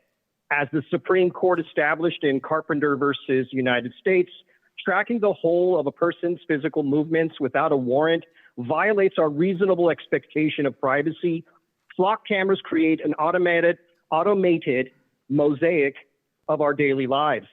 Worse, under California law, including SB 54, pooling this surveillance data risks creating side doors where out-of-state or federal agencies, including ICE, can track our residents without local oversight. We cannot let private vendors bypass our state's sanctuary protections. Finally, we cannot ignore what is happening right here in our county's backyard. The reported conditions at the ICE detention facility in California City are a human rights and public health failure. We know this facility is currently operating, and we are hearing alarming reports regarding inadequate medical care and dangerous living conditions. I am formally requesting that the board direct the county public health department to conduct independent, unannounced health inspections of the ICE detention facilities in California City and McFarland. Our county must stop acting as a subsidiary of federal immigration enforcement, halt the expansion of the flock surveillance dragnet, demand basic human rights standards in these active detention centers, protect the constitutional rights of every Kern County citizen, or otherwise I'm going to sue you. What kind of mother and Latina are you, Leticia, where you want to break up families? And, you know, most of these people that are being incarcerated happen to be Latina. Okay, shame on you. Do as I say or I'm going to sue you. Don't play with me. There you go. Okay. Conclude our speakers. That was our last speaker. Okay, thank you. Any questions or comments from the board?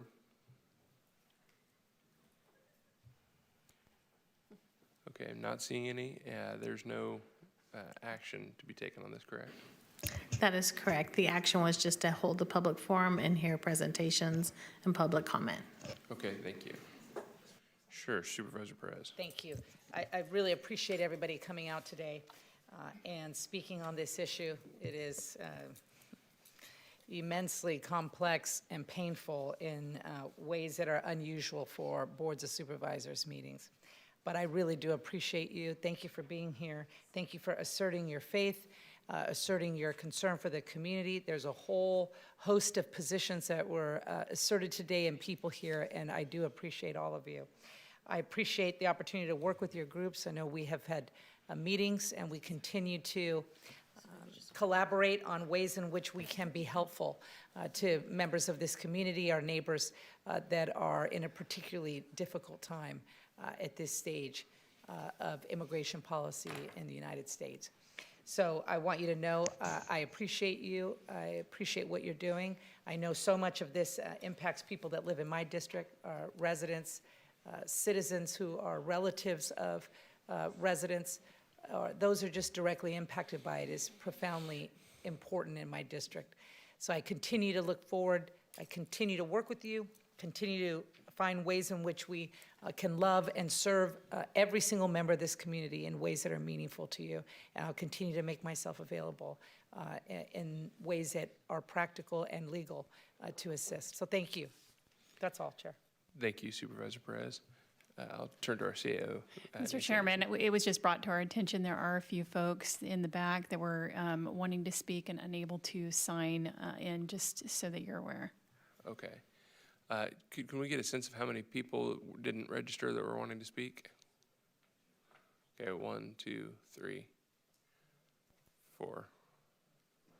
Okay, if we could just have the speakers come down and get ready to speak, we'll just in an effort to try and get everybody in.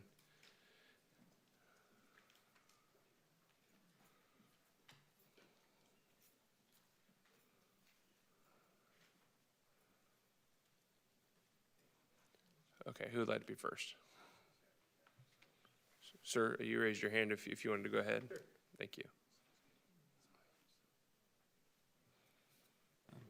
Good morning again. My name is Don Miller, M-I-L-L-E-R.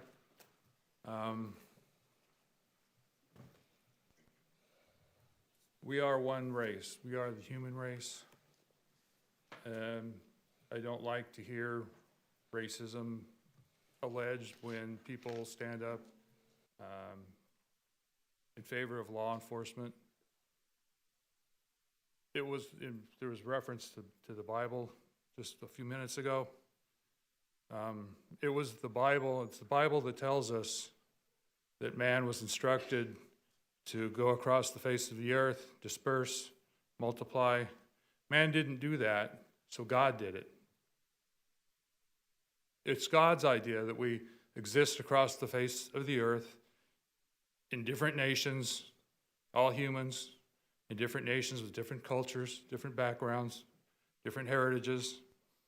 It's not racism to expect that law and order be carried out in the United States. I am proud of our county. I'm proud of our sheriff for doing the best they can to ensure law and order is the rule of this county. And I'm just very thankful that I moved my family here. This is I think the best place in California that somebody could live, pretty much, except for the heat. And thank you. I didn't prepare a statement. This is just from my heart. And I find it deplorable when racism is alleged. Nobody knows if there are obviously people exist that live among us that are racist, but to expect law and order be executed in my city and in my county is not an indication of racism. And it was God's idea that we be separated into nations, and that's where we are. Thank you. Thank you.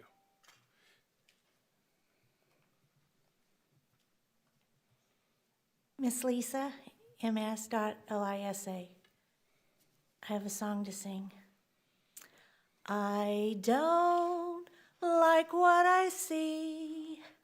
I wish it were a dream, but it's not. It's reality. It seems you can't do nothing. I wish there would be something that we could do. Oh, I can dream of a melody and the harmony it was meant to be. There is something, and that something is Jesus. Thank you. Next speaker, please.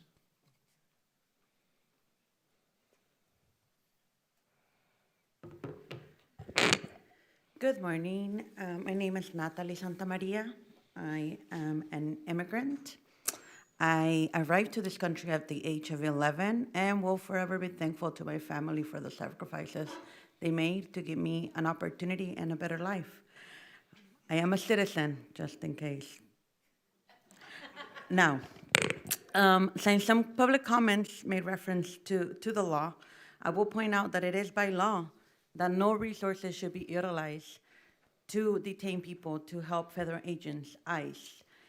That is why the Truth Out Forum happens, because of SB 54. It is by law.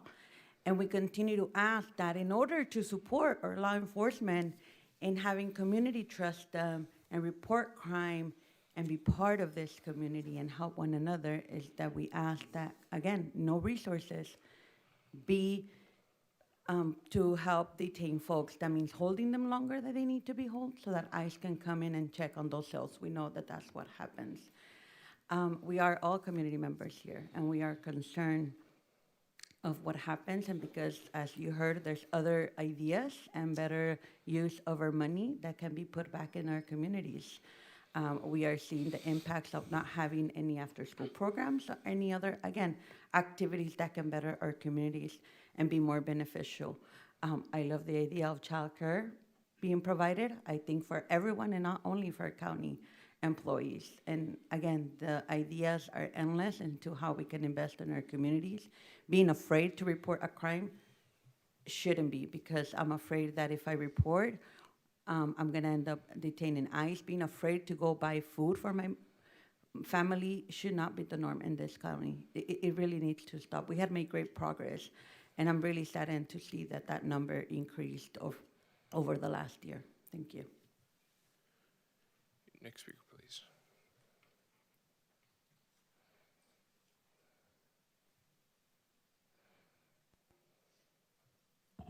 Good morning. My name is Lori Pasante, and I'm a resident of Bakersfield. And I did a little summer reading that I think is relevant to today's Truth Forum.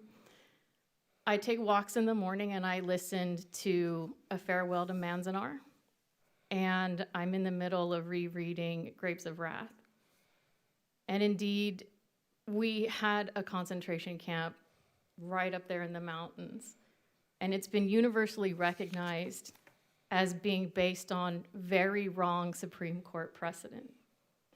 And the families who lost their property because it was stolen from them, the Japanese American families, not a single one of them were ever found to be disloyal, by the way.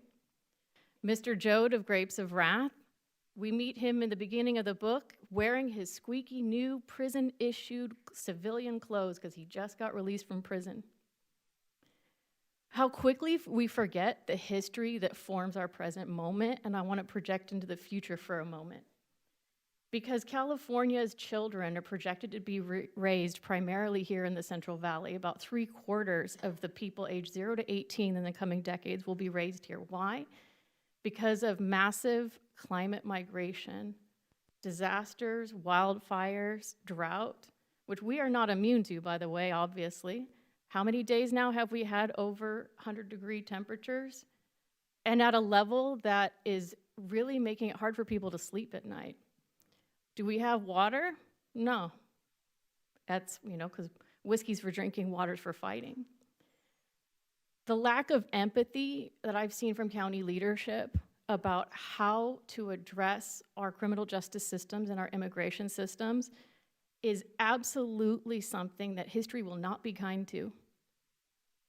I encourage us all to embrace that empathy and to embrace the other and to create a just system, lest the one that you guys are suffering, putting people through now, will be the same one waiting for us when we migrate, when this place becomes uninhabitable.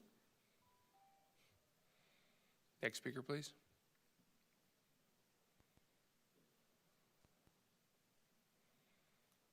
Good morning, board. I hope you can hear me. I think you do. My name is Jahaira, and I was born and raised here in Kern County, specifically in Bakersfield. I'm also a PhD candidate at UCI, where I conduct research on the implications of the local level, including government, as well as community-based organizations, in creating spaces of both support and fear for immigrant residents, irrespective of their immigration status, because at the end of the day, a resident is someone who's living within a specific region. But I'm really here today to ask you to reflect on the real harms that your local immigrant and refugee communities face as a result of mere suspicion of collaboration between federal agencies, the Sheriff's Department, and other local agencies. We've already heard plenty of stories from folks who have shared what happens within the community when there is confirmed collaboration, whether that be considered lawful or unlawful amongst our residents. But I wanted to share that in my role as a volunteer with the Response Network here, I've witnessed many families refrain from receiving essential support services out of fear of encountering immigration or deputized local law enforcement officials on the way to receiving such services, while others have elected to forego essential services out of fear that their information will be shared by social service institutions with immigration agencies for purpose of enforcement. And under the current enforcement regime, immigrant and refugee communities are being forced to live under the radar. And this is something that we should not let go unseen, especially by our local officials, because then this means that it's a lot more difficult for community members, irrespective of their status, because as we've heard, the children of immigrants themselves also suffer the implications of a strict immigration enforcement regime. But what ends up happening is many of these folks go without the services that they need, and for many of them, the services that they're eligible for.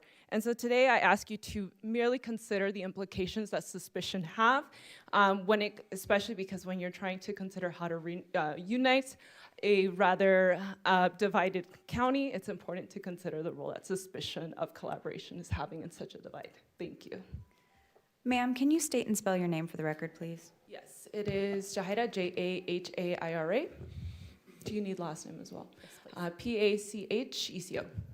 Thank you.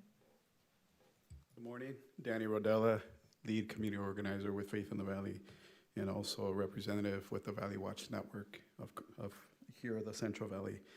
I just, thinking about some of the comments that were made about the house metaphor, I'm a huge believer of what the Bible says.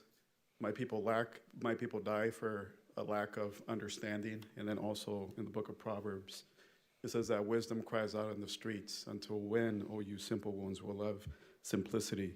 And in that spirit, I just wanted to mention, the core flaw of the house analogy is that it conflates civil contract law, private property, with constitutional public law. And a private homeowner can be arbitrary with folks trying to get into their home or being in their home, denying entry and lacking transparency. But a democratic government operating under the rule of law can't, and it should not have that unmonitored power over individuals.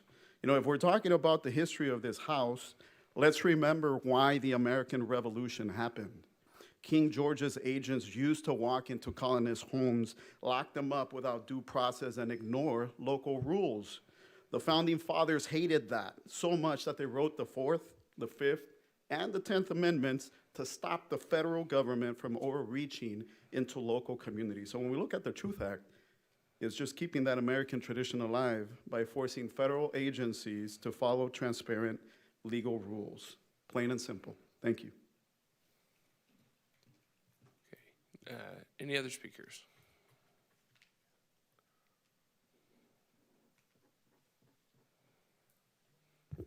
Good morning. My name is Magdalena Lopez. I currently live in Bakersfield, but I have lived all over California because I am a daughter of immigrants. Along with that, I've also served 8 years for our country. So it's crazy to me to say that the police isn't racist, or law enforcement, I should say, when they were based on catching slaves. Am I wrong on that? Along with that, we want to know why the probation officers, they have patrol cars at the ICE offices.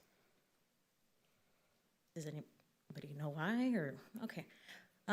With that, and as everybody has been saying, of course, we would like for y'all to stop working hand in hand or providing any kind of our resources to help ICE in any capacity.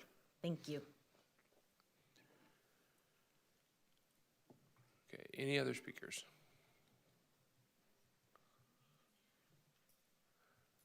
Okay, are there any other speakers after this gentleman? Okay, not seeing any of this will be our last speaker.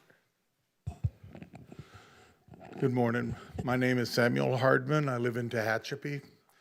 And I just would like to point out that we have a criminal organization operating in Eastern Kern.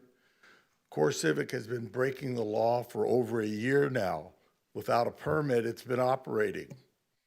And there hasn't been anybody doing anything to stop them. And they talk about the people that they're putting in there being the worst of the worst. Well, in general, across the country, 70% of the people that are held in detention centers are not done anything wrong.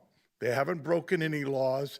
They're trying to do the right thing, and they get picked up from court and taken to these places. Over 500 kids have been put into detention centers. Anybody in this room that is afraid of a kid thinking they're the worst of the worst needs to go to a therapist themselves. We need to stand up and protect these children, protect the people in our communities, and stop this illegal behavior. They just think they can do whatever they want because they've got $1 billion. If you, they threaten to sue you if you stand in their way. You're our representatives. You need to stand up to them. That's what we're asking you to do. We want you to stop this stuff. And no, we don't need our sheriffs co-signing on these sort of things. We need our sheriffs to watch and make sure that ICE doesn't break the law like they have in other states, shooting American citizens. This ICE organization has gotten totally out of control. The paid criminal prisons that they put up, these detention centers, concentration camps, are not what America's about. This is what we fought World War II about, trying to stop this type of fascism. And it has come home in our community, and we need to stand up and say no. It's started rather slowly, but it's there. The hatred that they want us to embrace. We need to love our neighbors. We need to look out for them, and we need to try to provide for them and help them, not terrorize them. They've come up here and from all over the world. They've come from all over the world to be a part of our community because we are the greatest in the world, and we need to live up to that. Thank you. Okay, thank you. That concludes our presentation portion. I will bring it back to the board for any questions or comments. Okay, seeing none, that concludes this item, and we will go now to item number 28, and that is under Public Health Services, a presentation on unpermitted food vendor enforcement efforts for fiscal year 25-26.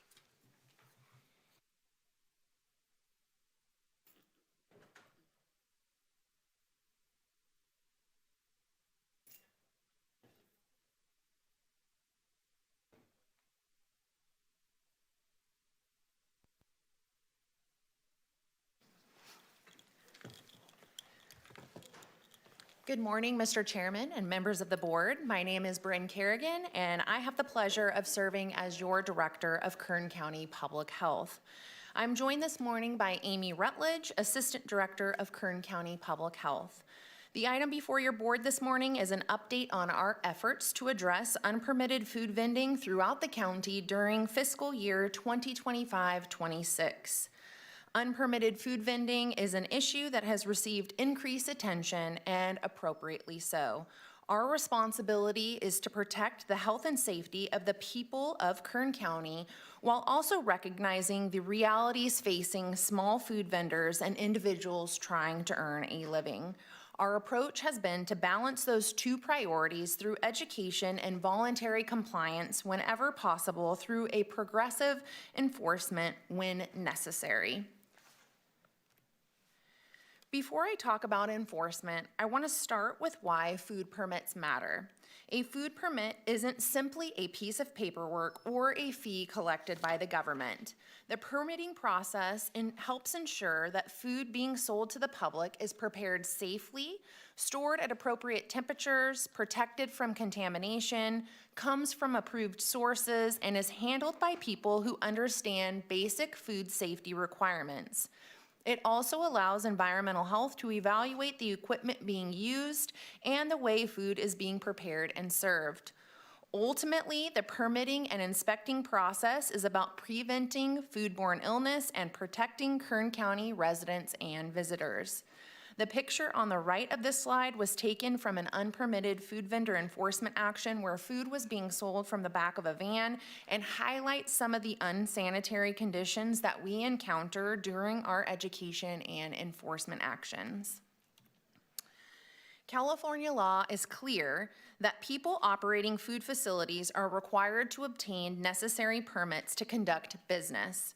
Health and Safety Code Section 114387 states that a person operating a food facility must obtain all necessary permits, including the permit issued by the enforcement agency, which is Kern County Public Health, and establishes that individuals operating a food facility without the proper permits is subject to the closure of the food facility and a monetary penalty of up to 3 times the cost of the permit.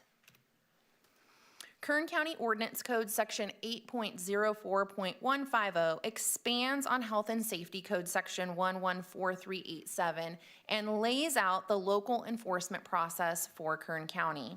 I'm not going to read this slide in its entirety, but essentially the ordinance gives Kern County Public Health the authority to impound food and equipment when we find it to be unsanitary or in a condition where food may be contaminated. There is also due process protections built into this process. The operator is entitled to an administrative hearing and has the opportunity to contest the impoundment. If the equipment is eligible for release, the operator must provide proof of ownership, reimbursement to the county for the fees and costs associated with the impoundment and storage, and submit an application and payment for a valid health permit. I wanted to highlight this process because impoundment is a significant and resource-intensive enforcement action for the county. Every time we impound equipment, we incur costs that are rarely fully recouped. We are responsible not only for the initial impoundment, but also for storing these items for a minimum of 30 days while the due process requirements are completed. When you consider the number of repeat enforcement cases we are handling, these costs can add up quickly. So while impoundment is an important enforcement tool, it is not a cost-free solution for the county. It requires staff time, coordination, transportation, law enforcement or code compliance support, and storage, and much of that cost is ultimately borne by the county. There is another important factor contributing to the complexity of this issue. California's regulatory environment related to food vendors continues to change. Over the past several years, California has created additional pathways for small and mobile food businesses to operate legally. At the same time, the state has changed how certain violations involving mobile and sidewalk vendors are enforced. SB 972 took effect in 2023 and created the Compact Mobile Food Operation, or CMFO, framework. The intent was to create a more practical regulatory pathway for certain small, lower-risk street food operations while maintaining food safety standards. This is an important distinction because not every small food vendor operates in the same way. Some vendors may be selling prepackaged, non-potentially hazardous foods. Others may be conducting limited food preparation, and others may be conducting activities that may require a more traditional mobile food facility permit. Most CMFOs still require a health permit, although there are limited exemptions for certain small displays of prepackaged, non-potentially hazardous foods. This regulatory change also shifted certain violations away from the traditional criminal enforcement model towards administrative enforcement, which hinders our ability to further curb this issue. Specifically, SB 972 removed our ability to charge an unpermitted food vendor operating a CMFO as a misdemeanor violation and capped the fine for operating without a health permit at 3 times the cost of the applicable permit fee. Furthermore, this regulatory change instituted an ability to pay clause requiring enforcement agencies to reduce the penalty fee for the first violation of operating without a permit to no more than 20% of the original fine based on the cited individual's ability to pay the fine. So when we talk about unpermitted food vendors today, we have to consider not only whether a vendor has a permit, but what type of operation they are, what regulatory category they fall into, and what enforcement tools are legally available to us. For us, the important takeaway is that our enforcement processes have to keep pace with these changes. We have to make sure our permit applications, forms, procedures, and enforcement practices comply with the current state law. This isn't simply a matter of having enforcement authority. It is about making sure we exercise that authority appropriately and within the boundaries established and continuously changed by state law. The bottom line is that California has been moving towards a regulatory model that creates more opportunities for small vendors to operate legally while reducing unnecessary barriers to compliance. We support that goal. If someone wants to operate a small food business safely and legally, we want to help them do that. But there is a distinction between helping someone become compliant and allowing someone to repeatedly operate outside of the regulatory system. Our responsibility is to protect the public and ensure that food being sold in Kern County meets applicable food safety standards. Our goal is to bring vendors into the regulatory system and ensure that food is being prepared and sold safely. Our initial strategy has been proactive education. We have made significant efforts to proactively communicate with the public about how to legally operate a food business. This strategy has included social media messaging and website updates. This slide illustrates our various attempts at education to the community about food facility permitting throughout the year. We have also worked to make the permitting process more visible and understandable through campaigns such as our Look for the Sticker permitting campaign. The goal is to make sure that people who want to operate as a food vendor have a clear pathway to do so. We don't want someone to receive an enforcement action simply because they didn't know what was required. We have also collaborated with other agencies to provide education and permitting assistance to potential food vendors, like the 3 events highlighted on this slide. During these 3 events, we had teams on site with permitting education, applications, and inspectors to conduct initial inspections. But proactive education doesn't always result in compliance. We also rely on the public to help us identify food vendors who may be operating without the appropriate health permits. There are several ways to report a concern: through our Safe Diner app, by calling our office, sending us an email, or submitting a complaint through our website. These reports are especially important because our team cannot be everywhere in Kern County at all times. When we receive a report about a potentially unpermitted food vendor, our team conducts surveillance to determine whether the operation is actually occurring and whether the appropriate permits are in place. If we find a vendor operating without the required permits, we begin the education and enforcement process.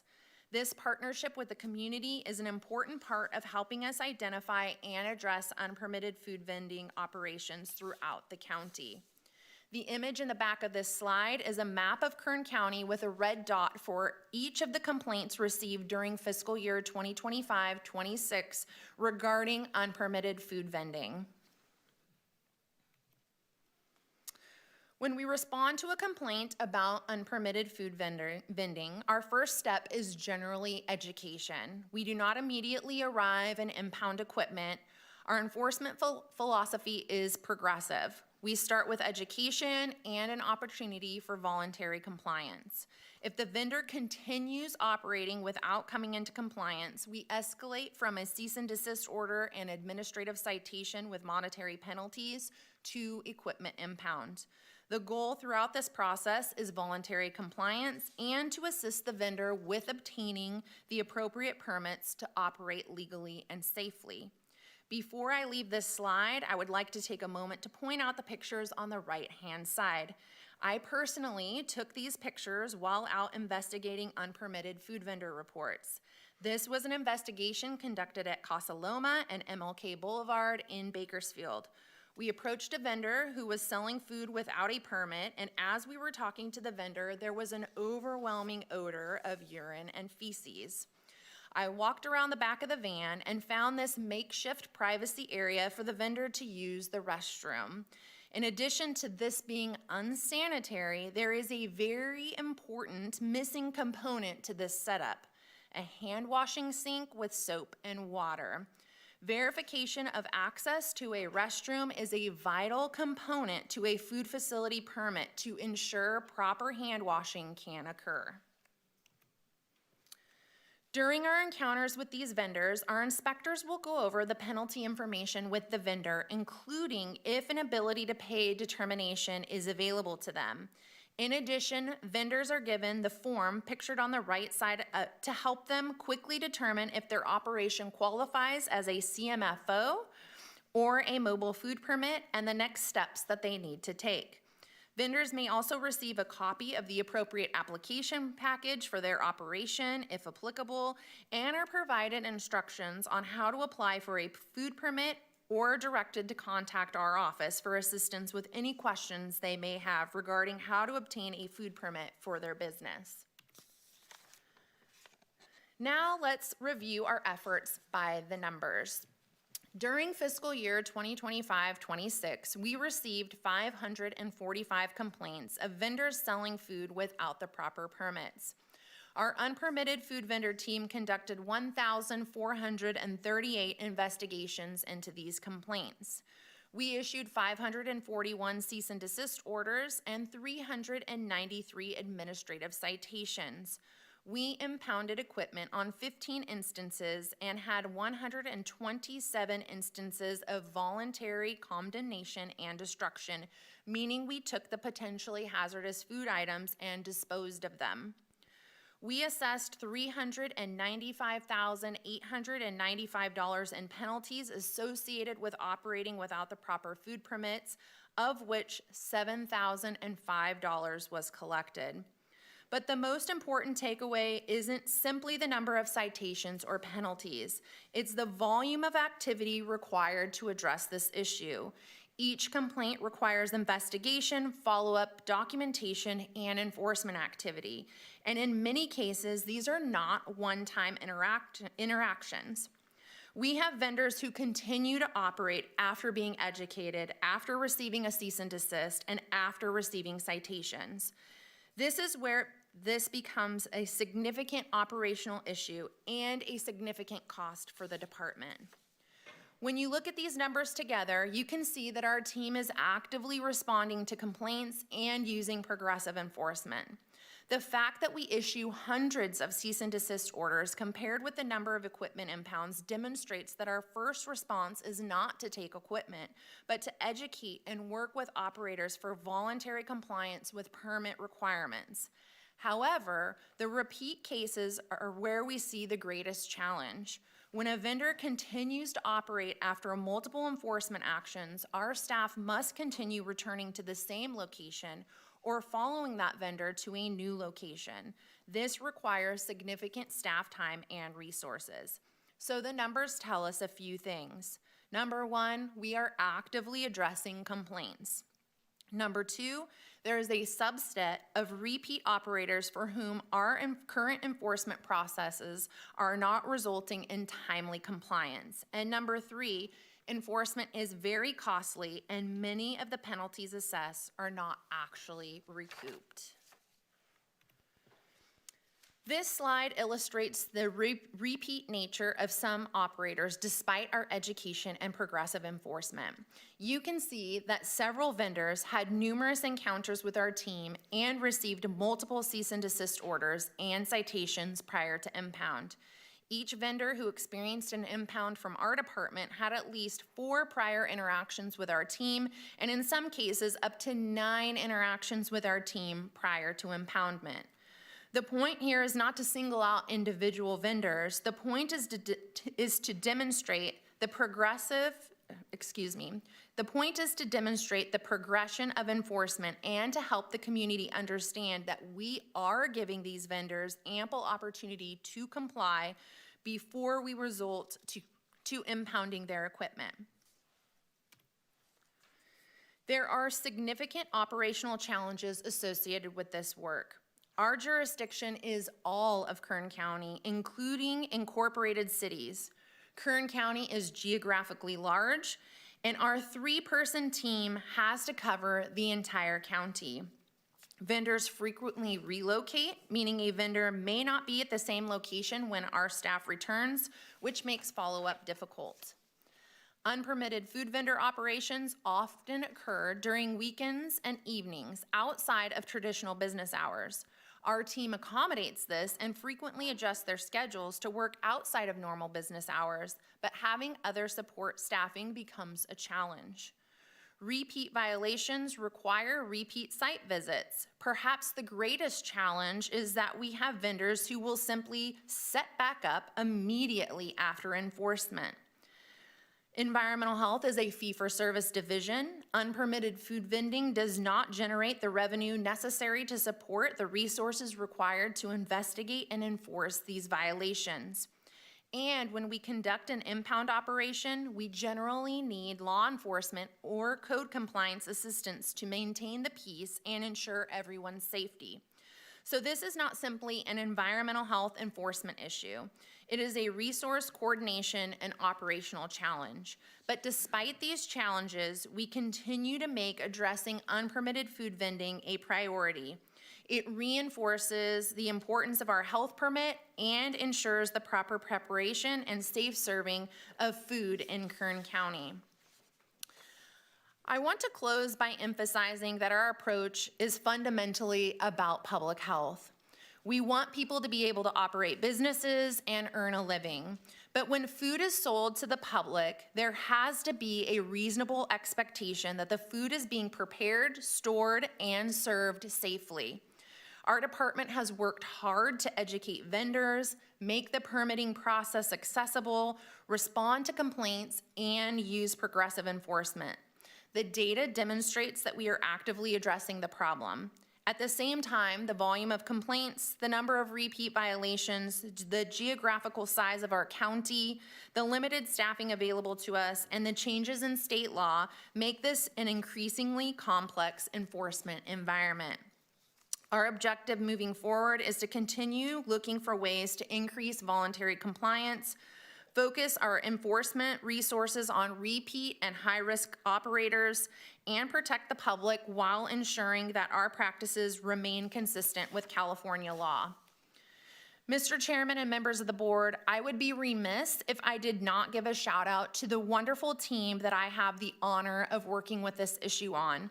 With your indulgence, I would like to ask Nay, Brenda, and Victor to please stand up.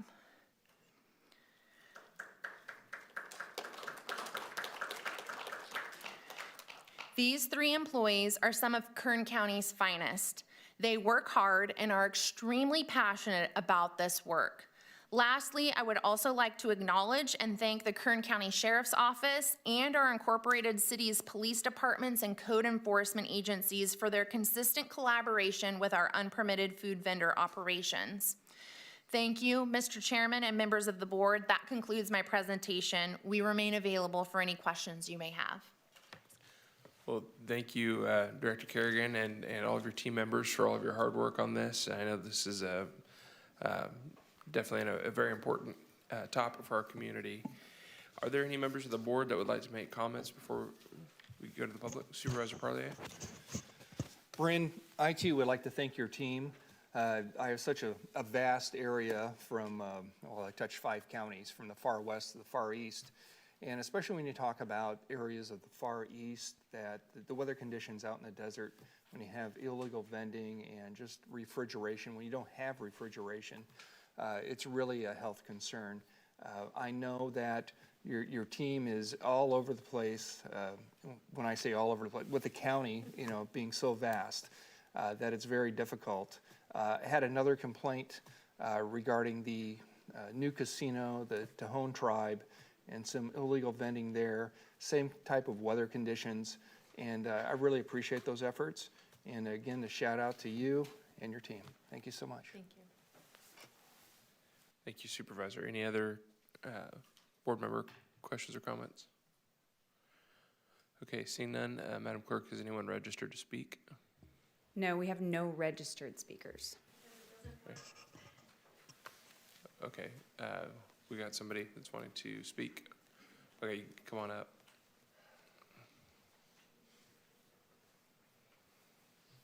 I'm very grateful to see that we've moved away from a criminalization model and more towards an educational model.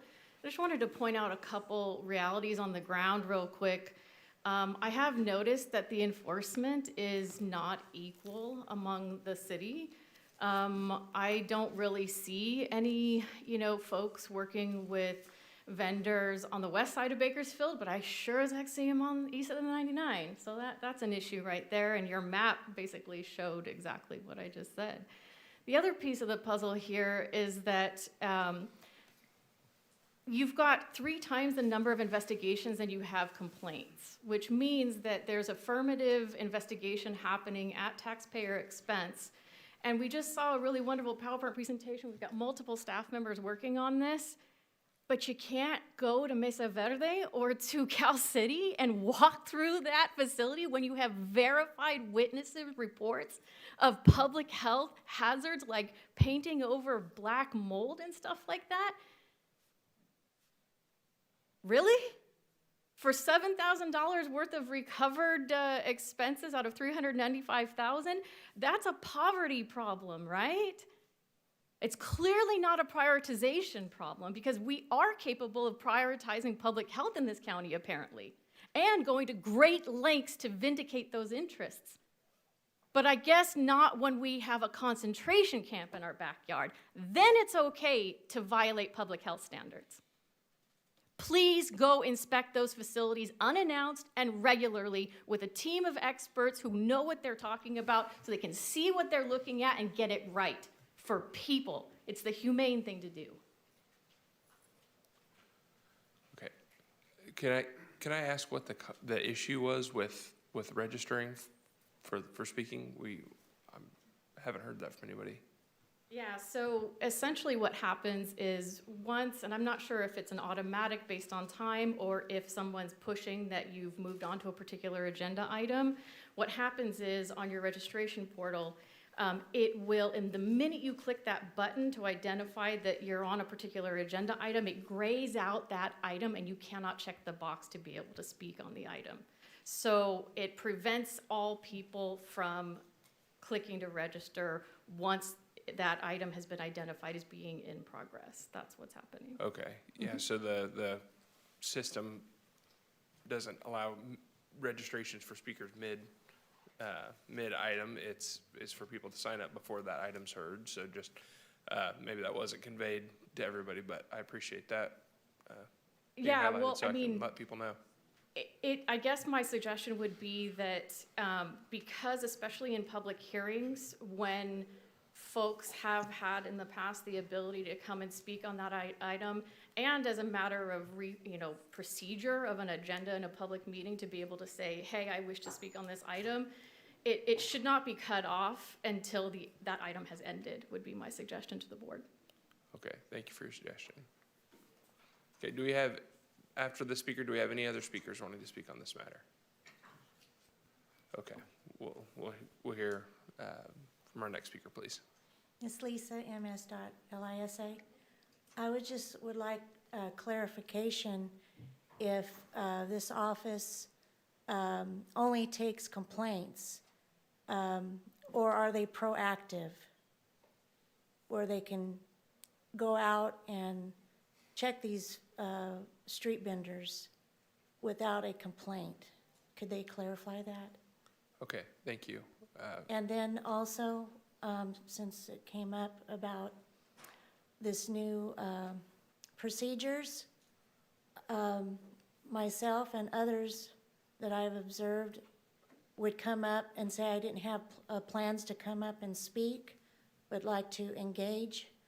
I only found a loophole. I would have to sign up for everything, and when my name would be called, I would either come up at that time or say no comment. So I would like to have that reconsidered for those that can contribute and engage and bring up important information that the public has heard at a freer way to do that. I was thinking that if you sign up but still have the opportunity to come up anytime, at least you'll know how many people are here and approximately how long it would take. But that we have a freedom to come up at any time as we have opportunity to come up, whether in person or remotely. Does that sound like you understand what I just said? I think I understand your Because I'm suggestion. trying Thank to you. say it where I feel like I'm left out now. And there might be people that it's a hardship to do all the research before and know what you guys are talking about, and I'm one of those. I have to listen and hear, and I do better to engage. Understood, thanks. Yeah, we're starting to comply with the new state law that manages how the public presentation portion has to be conducted and how that time has to be allocated, but I appreciate your suggestion. But it's the procedures that I want you to Understood. reconsider to look at. I think also Don Miller said it pretty clear, and that's the only person that I've heard that made a comment other than myself, to be able to have that freedom to come up and engage when you don't plan on coming up and talking. Okay, thank you. Okay, thank you, I appreciate it. Director Kerrigan, would you like to respond to the question that was asked? Mr. Chairman, yes, sir. So we do have staff that work throughout the county, and they can also proactively address vendors as they come across them operating without a permit. The difficulty is we are in the entire county and we're not everywhere all at the same time. So complaints are really what drives our operations the most, but we do proactively also come across vendors as well and address them. Understood, thank you. Okay, next speaker, please. I just want to make a comment, and I want to thank you and your team and your department and the people in the field. I was a refrigeration contractor for 40 years and did supermarket work and then got in the food service industry, and I tell you what, it was gross. So I thank you for what you're doing, and I had some doubts about the health department back in the 70s and 80s about what they were trying to do, but I see you've done a good job and you need a pat on the back. Thank you. Thank you. That concludes our public presentations. Are there any questions or comments from the board? Motion to receive and file. Second?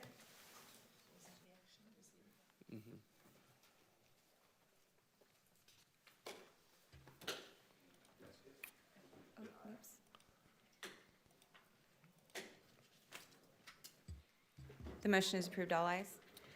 Okay, thank you. That brings us to the end of our meeting, and I wanted to make one little announcement. I was just informed that Dolly Parton just passed away, and besides being a music and cultural phenomenon, she also, through her imagination library, partnered with Kern County and gave away hundreds of thousands of books to local kids, and it has been a great partner with our library in improving literacy for kids here in Kern County. So I would ask that we adjourn in her honor. So moved. With that objection, we're adjourned.